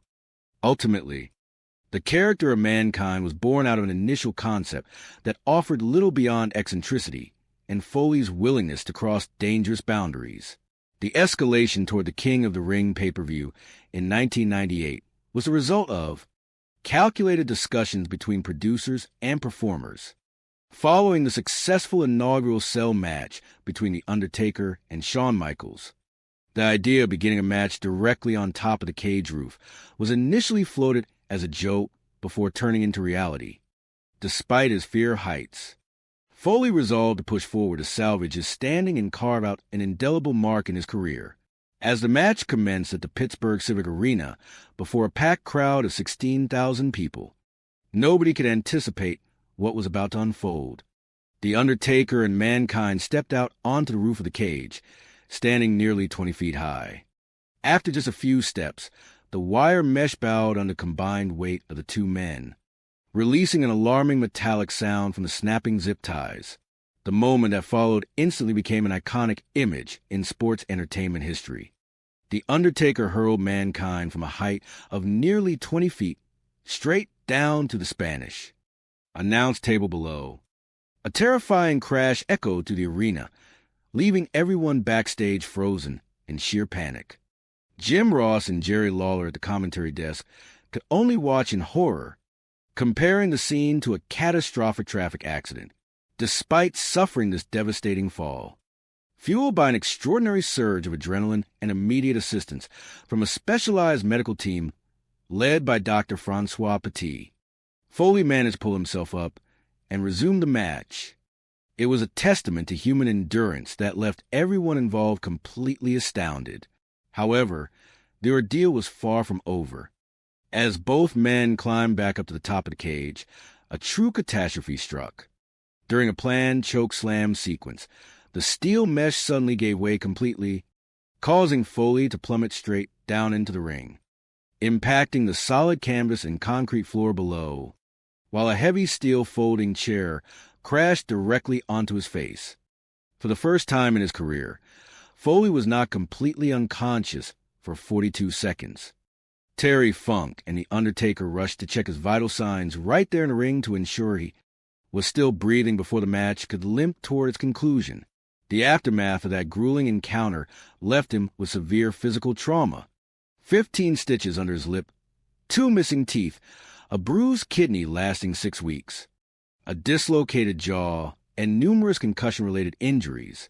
Yet, true to form, that match fundamentally transformed public perception of Foley, elevating him from a heavily doubted performer into a major global superstar and world champion just months later. Those extraordinary sacrifices did not stop there. Months later, during a brutal I Quit match against The Rock, Foley pushed his body once more through punishing chair shots to the head. The cumulative head trauma left lasting consequences on his neurological health for years to come, aligning with later medical findings regarding the severe long-term impacts of repetitive traumatic brain injuries. Despite enduring years of physical pain and lingering anxieties about the future, Mick Foley ultimately chose to view his life and career with deep appreciation. Live spoken word shows, ongoing interactions, and the enduring recognition from the wrestling community continue to serve as his driving forces moving forward. Looking back at this remarkable journey, the question of whether those immense sacrifices were truly worthwhile remains open for every individual to ponder. The legacy forged by Mick Foley and his peers inside the steel walls of hell in a cell will forever stand as profound meditation on the delicate boundary between performance art and the heavy toll exacted on the human body. Ladies and gentlemen, welcome inside the ultimate investigative chronicle of professional wrestling's most haunting human toll.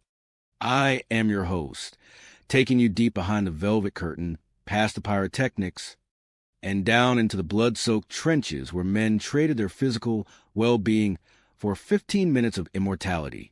Tonight, we examine a night that changed the landscape of sports entertainment forever, and the man who walked through the gates of hell just to hear the crowd roar. On the 28th day of June, in the year 1998, at the World Wrestling Federation King of the Ring pay-per-view event inside the Pittsburgh Civic Arena, 2 gladiators stepped into a demonic structure known as Hell in a Cell. The Undertaker versus Mankind. What unfolded on that sacred canvas would transcend athletic competition, crossing the fine, terrifying line between scripted theater and raw, unadulterated reality, the architecture of desperation. To understand the carnage of that summer evening, we must first examine the psychology of the man beneath the leather mask and the white shirt. Mick Foley was not sculpted like the traditional titans who dominated the heavyweight division during previous eras. He was a man driven by an overwhelming, insatiable need for acceptance. Bullied in his youth, Foley discovered early in life that if he could not make people love him, he could shock them into acknowledging his existence.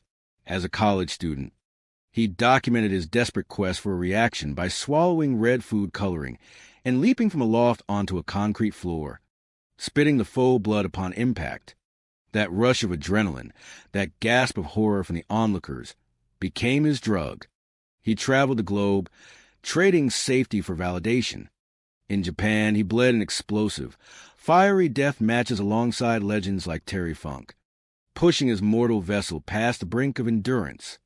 He was a practitioner of controlled chaos, developing alter egos like Cactus Jack, a wild and unpredictable force of nature who thrived on the edge of destruction. When Foley arrived in the World Wrestling Federation, the corporate leadership, spearheaded by Vince McMahon, initially viewed him as unmarketable. He lacked the traditional Hollywood aesthetic. Yet, visionaries like Jim Ross and Al Snow recognized something undeniable in his relentless work ethic. They needed dancing partners for the company's marquee stars, specifically The Undertaker, a towering monolith who required opponents capable of elevating the supernatural mystique of his character. Thus, Mankind was born, a deranged, self-mutilating creature of the boiler room. It was a bizarre concept that should have failed miserably. But Foley infused the character with such harrowing commitment that the audience had no choice but to believe.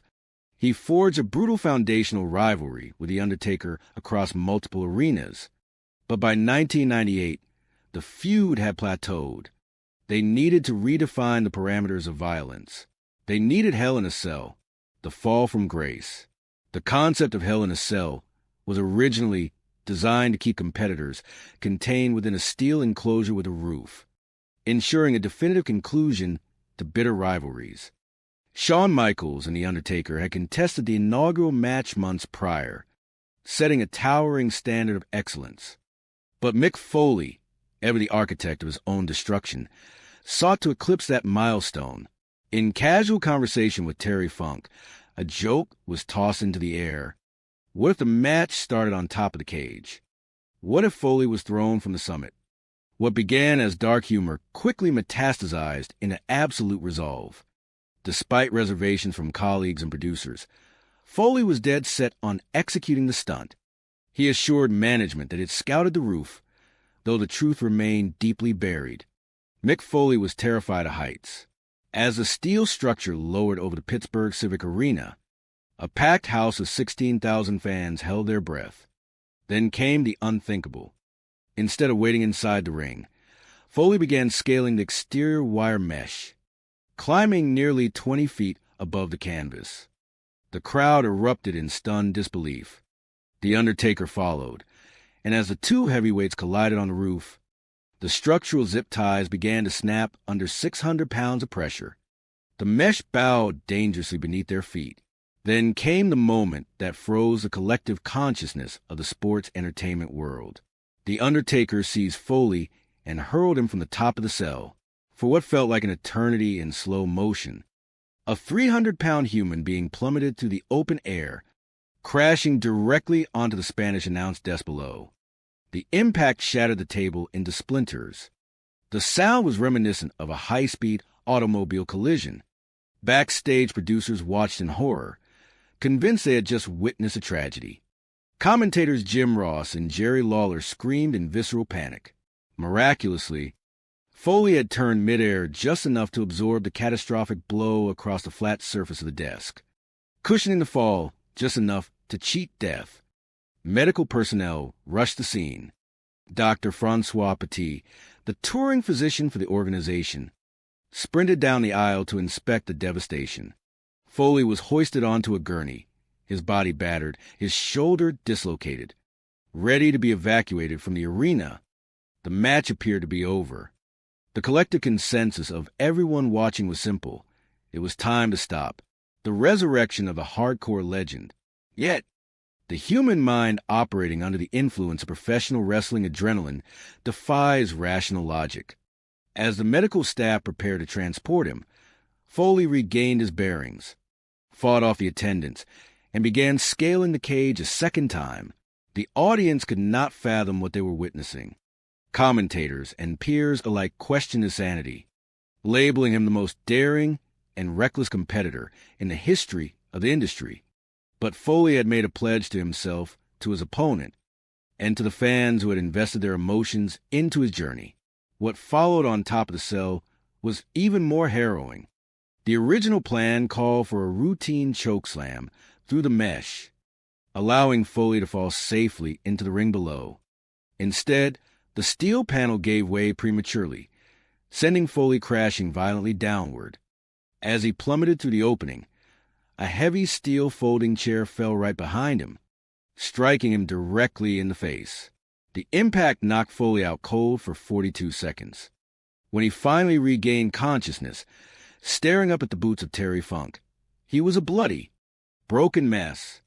His jaw was dislocated, tissue was torn beneath his lip, and a tooth had been knocked out of his mouth, traveling up his nasal passage and lodging in his sinus cavity. Even in that semi-conscious state, Foley's theatrical instincts refused to fade. Spotting a massive laceration, he deliberately pushed his tongue through the wound to create a more visceral visual for the television cameras. Moments later, he demanded that thousands of metal thumbtacks be emptied across the canvas. Taking a suplex directly onto the bed of sharp tacks, Foley allowed his adrenaline-fueled body to absorb every ounce of pain, pushing the boundaries of human physical endurance to an unprecedented extreme. After 17 minutes of unrelenting warfare, The Undertaker secured the victory, pinning mankind amidst a sea of steel and metal. The arena erupted in adulation. Foley waved off the stretcher, walking away under his own power, a battered warrior who had given every fiber of his being to cement a moment that would outlive them both, the price of immortality. Backstage, the celebration was mixed with profound relief and stern reprimands. Vince McMahon greeted Foley at the curtain, expressing gratitude while extracting a firm promise that he would never attempt such a stunt again. Colette Foley, his wife, waited for the phone call that felt agonizingly delayed, her heart gripped by the terror of a mother whose children had watched their father lying motionless on national television. The physical toll of that single evening was staggering: a concussion, a bruised kidney lasting 6 weeks, a dislocated jaw, a separated shoulder, and 15 stitches beneath his lip. Yet, that evening marked a profound turning point. 6 months later, Mick Foley achieved the ultimate pinnacle of the industry, capturing the World Wrestling Federation Championship. The match had transformed him from an undervalued anomaly into a transcendent cultural icon. However, the laws of physics and biology cannot be cheated indefinitely. The style that defined Foley's career, relying on repetitive, high-impact trauma, carried a devastating long-term cost. Years later, medical evaluations will reveal the sobering realities of chronic traumatic encephalopathy, or CTE, stemming from repeated concussions and head trauma equivalent to surviving multiple 25-mile-per-hour automobile accidents. Neurologists delivered an unequivocal verdict. The days in the ring were over. Reflecting upon the legacy of Hell in a Cell, Foley experienced complex emotions, ranging from initial resentment that his entire career was reduced to a single bump to a profound acceptance of the art he created. Standing years later inside a WWE warehouse, touching the rusted steel of the actual cage alongside his daughter Noelle, tears welled in his eyes as the realization of how close he came to losing everything washed over him. As we look back on the extraordinary journey of Mick Foley, we are left with a lingering question that every performer and fan must eventually confront. In the pursuit of adulation, in the desperate need to feel accepted by total strangers, where is the boundary between dedication and self-destruction? The matches are over. The arenas have emptied. But the echoes of Hell in a Cell remain etched into the bedrock of sports entertainment history, a breathtaking masterpiece of athletic theater, and an eternal cautionary tale of the price paid for 15 minutes in the spotlight. Ladies and gentlemen, welcome back to the dark, unfiltered underbelly of professional wrestling history. Tonight, we pull back the curtain on one of the most polarizing, dangerous, and unforgettable chapters the industry has ever written. I am your host, taking you deep into the archives where the legends live, where the scars never truly heal, and where the human cost of greatness is laid completely bare.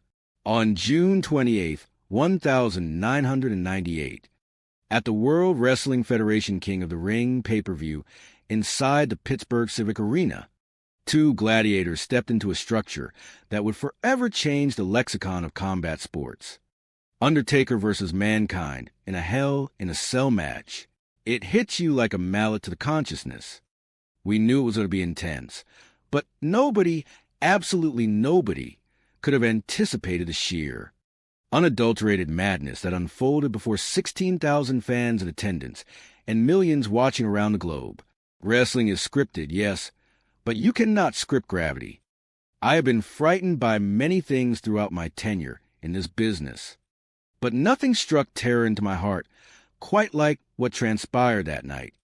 What left fans utterly stunned was the unrelenting, savage punishment McFoley endured. Until you witnessed it with your own eyes, you simply could not believe that a human being could subject their physical form to such destruction and survive. This match was not a simulation. The pain was real. The drama was raw. Standing at the announce desk, cursing and screaming, calling him an absolute idiot, the internal question echoed to the minds of everyone backstage and in the audience. Why on earth are you doing this? The legacy of that Hell in a Cell match persists as both an epic masterpiece of sports entertainment and a haunting cautionary tale. As many insiders noted, we dodged bullets that day, not just one, but several. The collateral damage that ensued during and long after those 15 minutes in the spotlight forces us to ask the ultimate, uncomfortable question, was it truly worth it? To understand the monster that walked into the cell that night, we must look at the psychological genesis of Mick Foley. Everyone who enters the squared circle is searching for something missing in their personal lives. For Mick, a childhood marked by teasing birth and overwhelming, insatiable need to be liked, to find acceptance, and ultimately to capture the World Wrestling Federation Championship belt. He recalls an early college experiment, swallowing red food coloring, leaping off a dorm bed onto a stuffed atom on a concrete floor, and spitting out the faux blood. When the room gasped in disgust, he felt a strange, intoxicating power. If he could not make people love him, he realized perhaps he could shock them, disgust them, or terrify them. He just needed a reaction. He became the hardcore legend, a man who survived hell in a cell, but whose journey was paved with self-inflicted devastation. While fans often view Hell in a Cell as the ultimate gateway into professional wrestling, they rarely realize that a standard McFoley match was already a symphony of brutality. Thumbtacks, fire, barbed wire, exploding in Japan with C4 explosives, taking devastating bumps straight onto unyielding concrete. He consistently pushed the envelope until it fell entirely over the edge. His wife, Colette, who knew him for over 35 years, saw the gentle, humorous soul beneath the scars, yet watched helplessly as adrenaline drove him to chase louder pops and bigger reactions at his own peril. Early in his career, developing the unhinged persona of Cactus Jack in Japan alongside legends like Terry Funk, Mick found a home in violent, bloody death matches. He lived for the realism, the storytelling, and the absolute refusal to compromise. Yet, when he arrived in the World Wrestling Federation under Vince McMahon, the product was strictly G-rated, bland, and corporate.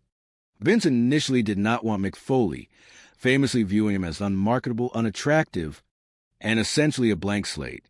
It took persistent lobbying from road agent Al Snow and talent relations Vice President Jim Ross to convince McMahon to take a chance. Needing a viable dancing partner for the dominant Undertaker, management reluctantly birthed a bizarre, hair-pulling, self-mutilating character out of nowhere. Mankind. The Undertaker and Mankind laid a profound foundation across multiple pay-per-views and television matches. But by mid-1998, their feud needed a seismic shift. Enter the Hell in a Cell concept.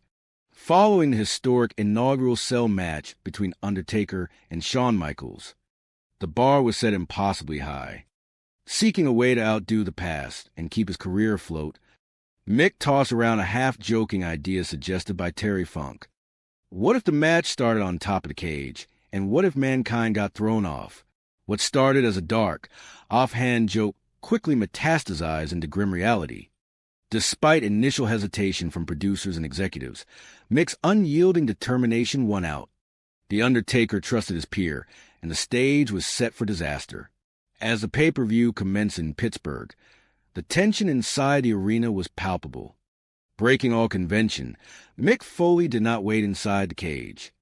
Instead, clad in his brown leather mask and shirt, he began climbing the exterior wire mesh before the bell even rang. Terrified of heights, battling sheer panic in the darkness above the ring, he stood atop the ceiling alongside The Undertaker. With 600 pounds of human muscle pressing down, the zip ties securing the mesh began snapping one by one, the structure sagging ominously under their weight. Then came the moment that froze time. Near the edge of the cage, high above the Spanish announce desk, The Undertaker unleashed a catastrophic throw. A 300-pound human being was flung from nearly 20 feet in the air, hurtling downward in what felt like slow motion, yet happened in the blink of an eye. The deafening crash as Mick smashed to the wooden table echoed like a horrific car accident. Backstage monitors erupted in pure panic. Commentators Jim Ross and Jerry Lawler screamed in genuine horror, believing on live television that they had just witnessed a fatality. Miraculously, through sheer athletic instinct and spatial awareness, Mick had managed to turn slightly in midair, absorbing the impact on the flat surface of the desk rather than plunging headfirst onto the concrete floor. Yet, the nightmare was far from over.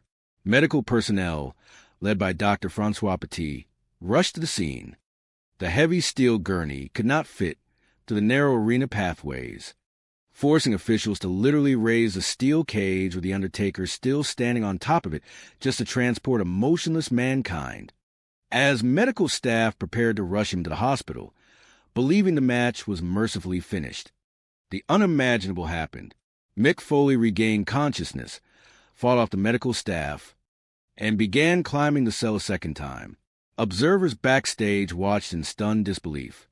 Jim Ross, Jim Cornette, and fellow wrestlers shook their heads, questioning whether Mick had completely lost his mind.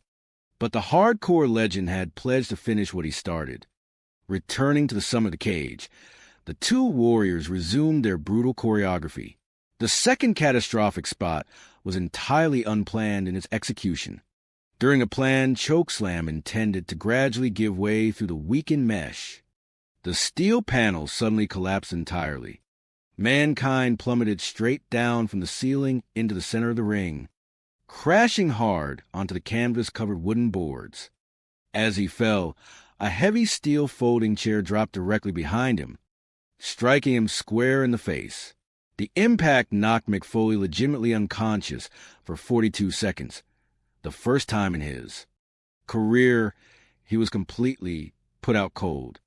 Blood poured from a massive wound beneath his lip, and a tooth was violently dislodged, traveling up his nasal passage due to his heavy breathing. Terry Funk instinctively rushed to the ring, famously yelling at The Undertaker to hit him just to divert the camera's attention away from Mick's lifeless body, while Dr. Francois and referees tended to the fallen star. By all logic, the referee should have stopped the match. But in that era, matches were rarely halted. Performers bought time, pushed through the agony, and played to the cameras. True to form, as the fog cleared, Mick consciously sought out the television cameras, sticking his tongue through his torn lip to maximize the grim visual spectacle. After enduring chair shots, thumbtacks scattered across the canvas, and relentless punishment, the 17-minute ordeal finally concluded with The Undertaker pinning Mankind.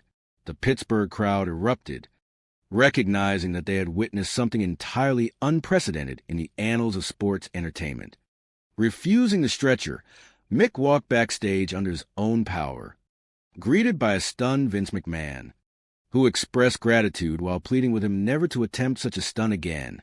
The physical toll was staggering. 15 stitches beneath the lip, 2 lost teeth, a bruised kidney that plagued him for 6 weeks, a dislocated jaw, and severe concussions that went largely undiagnosed and untreated by modern standards. Yet, the immediate professional consequence was undeniable. That single match completely transformed public perception, sparking a massive career renaissance that culminated just 6 months later when Mick Foley captured his first World Wrestling Federation championship. However, the dark side of that relentless pursuit of greatness soon reared its ugly head, driven by an internal compulsion to always overdeliver and live up to the moniker of the hardcore legend. Mick continued pushing the boundaries of human endurance. Just 7 months after Hell in a Cell, he engaged in an infamous I Quit match against The Rock at the Royal Rumble, absorbing 11 unprotected steel chair shots directly to the head while handcuffed, leaving his young children crying in the audience under the terrifying impression that their father was dying on live television. Years later, the cumulative trauma caught up with him. Independent neurologists delivered a sobering verdict.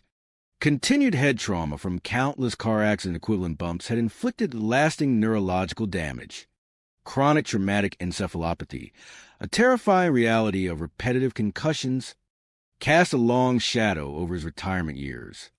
Today, while he continues to engage fans through spoken word tours and mental gymnastics, the daily anxiety of the unknown remains a constant companion for Mick and his family. Reflecting on his journey, Mick admits a complex mixture of pride and regret. For years, he harbored resentment toward the Hell in a Cell match, feeling it completely overshadowed everything else he had accomplished in the squared circle. It was only through candid retrospection with The Undertaker, who reminded him that what they created, that night would outlive them both, that he finally embraced the moment. As we look back at the career of Mick Foley, we are left to ponder the ultimate cost of professional wrestling. The canvas provided by the industry allowed him to paint surreal, sublime performance art that captivated millions. But the price paid by his physical vessel was immense. There is no reward big enough to completely cover that risk. Yet on those magical nights when the arena roared, it was, for better or worse, the only way he knew how to live. Ladies and gentlemen, welcome inside the dark, unfiltered archive of professional wrestling history. I am your host, taking you deep behind the curtain into the hidden truths, the broken bodies, and the unyielding human spirit that define an era. Tonight, we bear witness to a story that transcends sports entertainment. This is the harrowing, triumphant, and ultimately haunting legacy of a man known as the hardcore legend Mick Foley. And that fateful night in June of 1998 inside Hell in a Cell, the anatomy of a masterpiece and a warning. On the 28th of June, 1998, at the World Wrestling Federation King of the Ring pay-per-view event inside the Pittsburgh Civic Arena, two gladiators stepped into a structure designed to contain absolute chaos. The Undertaker versus Mankind in Hell in a Cell. It hit the consciousness of the wrestling world like a sledgehammer. Everyone knew it was going to be intense, but nobody, absolutely nobody, was prepared for the sheer devastation that unfolded. Professional wrestling is theater, it is spectacle, and it is predetermined. But as the old saying goes, you cannot fake gravity. Fans and insiders alike were left paralyzed by the unrelenting punishment Mick Foley endured. The pain was real. The drama was raw. Veteran producers and colleagues watched in sheer horror, screaming curses, calling him a madman, and asking the fundamental question that would echo down through the decades. Why are you doing this? Hell in a Cell remains a monumental success on paper, but it stands forever as a profound cautionary tale. It forces everyone in the industry and everyone watching at home to confront an uncomfortable truth. You pay all day long for the decisions you make during your brief 15 minutes in the spotlight. It was a dangerously brilliant masterpiece, but it leaves us all asking one haunting question. Was it really worth it? The roots of a legend and the need for acceptance. To understand a man who allowed himself to be hurled from the top of a steel cage, we must look at the psychological landscape that shaped him. Every individual who enters the squared circle is searching for something missing in their own life. For Mick Foley, it stemmed from childhood teasing and an overwhelming, insatiable need to be liked, to find belonging, and ultimately to capture the World Wrestling Federation Championship belt. During his sophomore year in college, a young Foley tested the boundaries of public reaction. He took a gulp of red food coloring, leaped from a top bunk onto a stuffed object on a concrete floor, and spat out his homemade concoction. When the audience of the dorm reacted with shock and disgust, he felt a strange, intoxicating power. If he could not make people love him, perhaps he could shock them, disgust them, or amaze them. He just needed a reaction. And so, the hardcore legend was born. His style was never traditional. While mainstream television during that era leaned toward a cleaner, more sanitized presentation, Foley gravitated toward the extreme. He spent hours watching Japanese death matches, studying the brutal realism, the storytelling, and the absolute defiance of surroundings. There, he forged alliances and rivalries with icons like Terry Funk, diving headfirst into explosive, bloody, fiery encounters. He was willing to put his body through unimaginable agony just to stand out, just to prove he belonged. The road to the cell and the birth of mankind. When Foley arrived in the World Wrestling Federation, the corporate power structure was hesitant. Vince McMahon initially did not want him, viewing him as unmarketable and unconventional. It took the persistence of fellow performers and talent relations executives like Jim Ross to convince management that a lunatic was precisely what the company needed to challenge their biggest star, The Undertaker. With a character born out of nothingness, Foley created Mankind, a tortured soul pulling his own hair out, wearing a leather mask, and descending into the ring with chilling unpredictability. The Undertaker and Mankind laid a formidable foundation across multiple matches. But by 1998, the feud needed a catastrophic spark. Enter the Hell in a Cell concept, originally conceived as a definitive way to keep competitors locked inside with a solid roof. The stage was set for something unprecedented, according to the recollections of those involved. The idea to start the match on top of the cage began almost as a dark joke tossed around by Terry Funk. But for a man desperate to keep his career afloat and cement his legacy, it was an irresistible invitation. Despite harboring a deep fear of heights, Foley locked the idea into his mind and convinced the powers that be to let it happen. The fall from the heavens. On that warm June night in Pittsburgh, 16,000 fans packed the arena, eagerly awaiting history. What transpired next defied all logic. Instead of starting inside the cage, Mankind scaled the exterior mesh. Standing 20 feet above the canvas, clad in a white shirt and tie, waiting for the dead man to join him, the air grew thick with dread. The Undertaker climbed to the roof, and the two adversaries confronted one another. As they moved near the edge, the structural integrity of the cage was severely tested. The zip ties holding the steel mesh together began to snap under the immense pressure. And then, in the blink of an eye, the unthinkable occurred. The Undertaker delivered a devastating right hand and flung the 300-pound Foley off the top of the cell. It felt like it unfolded in slow motion, yet ended with the terrifying crash of a high-speed vehicle collision. Foley plummeted through the Spanish announce desk below. The arena erupted into an audible gasp of horror. Backstage personnel flooded the monitors, certain they had just witnessed a tragedy. Commentator Jim Ross and analyst Jerry Lawler called the action with genuine, unscripted panic. Dr. Francois Petit rushed to the scene as medical personnel attempted to stabilize a battered, motionless body. For a brief moment, the world believed the match was over. The gurney was brought out, and it seemed the physical toll had finally reached its absolute limit, rising from the dead. Yet, driven by an unyielding, almost incomprehensible willpower, Foley refused to let it end there. As medical staff prepared to remove him, he climbed down from the stretcher, brushed off the warnings of colleagues, and began the agonizing ascent back up the cage. Fans in the arena and viewers at home watched in stunned disbelief. He was battered, concussed, and bleeding, but he was not finished. What followed on top of the cell was even more harrowing. During a planned sequence involving a choke slam, the weakened steel mesh suddenly gave way completely. Foley plummeted straight down to the roof of the cage, crashing hard into the canvas below. As he fell, a heavy steel folding chair came down right behind him, striking him directly in the face. The impact knocked him legitimately unconscious for 42 seconds. A tooth was dislodged by the chair strike, traveling up through his nasal passage rather than his throat. Terry Funk bravely stepped in, shouting at The Undertaker to buy precious seconds, while medical professionals swarmed the ring. When Foley finally regained consciousness, bleeding profusely and staring blankly, he flashed a macabre smile, utilizing the blood in his own physical trauma to create an unforgettable television moment. The match eventually reached its conclusion after 17 grueling minutes, with The Undertaker securing the victory. Foley waved off the stretcher, walking away to a thunderous ovation from the crowd. He had pushed the limits of human endurance to absolute extremes, cementing his place in wrestling lore, the true cost of glory.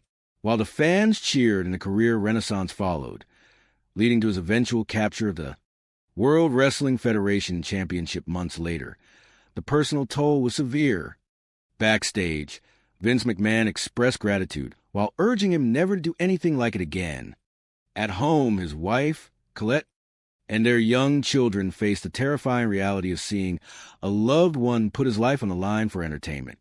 The consequences of that night and his brutal style extended far beyond the immediate stitches, dislocated shoulders, and bruised kidneys. Years of repetitive concussions, high-impact bumps comparable to high-speed car crashes, and extreme physical sacrifice left lasting scars. Medical professionals eventually delivered stern warnings about the dangers of chronic traumatic encephalopathy and permanent disability, despite the physical price paid. Foley reflects on his journey with a complex mix of pride and realism. The Hell in a Cell match became a cultural touchstone, a moment that outlived both competitors and forever changed how fans viewed the absolute dedication of sports entertainers. Standing years later in a memorabilia warehouse and touching the very steel cage that nearly claimed his life, the emotional weight of those memories remains profound. The legacy of Mick Foley is not merely built on steel, blood, and soaring leaps from elevated structures. It is a testament to the lengths to which a human being will go to forge a connection with an audience, to chase a sense of belonging, and to create art upon the most brutal canvas imaginable. Whether the price was worth it remains a question without an easy answer. But the impact of his sacrifice is etched into the very foundation of professional wrestling history forever. Ladies and gentlemen, welcome back to the dark, unfiltered underbelly of professional wrestling. Tonight, we pull back the curtain on a realm where reality and illusion bleed together, leaving permanent scars on the human soul. I am your guide through the shadows, and we are diving deep into the history books to examine one of the most harrowing chapters ever written in sports entertainment. On the 28th day of June, in the year 1998, at the World Wrestling Federation King of the Ring pay-per-view event inside the Pittsburgh Civic Arena, a match took place that would forever alter the landscape of the industry. The Undertaker versus Mankind inside the demonic structure known as Hell in a Cell. When you step inside that steel cage, it hits you like a sledgehammer to the consciousness. Two warriors stepped onto that canvas, ready to push the envelope until it tipped right over the edge. People say professional wrestling is scripted, but you can never script gravity. Nothing in this brutal business ever struck such profound fear into the hearts of observers until the absolute madness unfolded before our eyes. Fans across the globe were left paralyzed by the unrelenting punishment absorbed by Mick Foley. Until you witness it with your own eyes, human comprehension refused to accept that a person could endure such devastation and still draw breath. The pain was entirely authentic. The drama was raw, unfiltered, and terrifying. Voices echoed through arenas and living rooms alike, screaming out in disbelief, calling a man an absolute idiot for what he was subjecting his body to. Why would anyone willingly court such destruction? Every individual who steps foot into the squared circle is usually searching for something missing in the quiet corners of their own life. For Mick, a childhood marked by relentless teasing forged an overwhelming, burning need to be accepted, to be liked, and to eventually capture that World Wrestling Federation Championship gold. Memory takes us back to his college days as a sophomore, when a simple theatrical stunt involving red food coloring, a leap from a dorm bed onto a stuffed atom resting on a concrete floor, and the dramatic spitting of a blood concoction yielded an unexpected power. When a fellow student gasped in horror, labeling it the most disgusting thing ever witnessed, a realization struck. If universal love proved unattainable, perhaps revulsion would suffice. The mission became simple: secure reaction at any cost. That was the birth of the hardcore legend, a man who would ultimately survive the horrors of hell in a cell. Veterans of the industry, like Jim Cornette, understood the psychology at play. Foley possessed a rare genius for understanding what audiences craved, even if it meant playing the out-of-control lunatic who shattered every rule in the book. Before finding a home on the grandest stage of them all, his journey wound to the blood-soaked, fiery death matches of Japan alongside Terry Funk, a man revered for his peerless ability to make audiences suspend disbelief instantly. 12 hours a day spent studying Japanese tapes fueled an obsession with realism and storytelling where a competitor had to conquer not just an opponent, but the very environment around them. Back in the World Wrestling Federation, however, the corporate landscape was far from the chaotic style Mick favored. During an era defined by a more conservative presentation, Vince McMahon initially held little interest in Mick Foley, deeming him unmarketable and unattractive.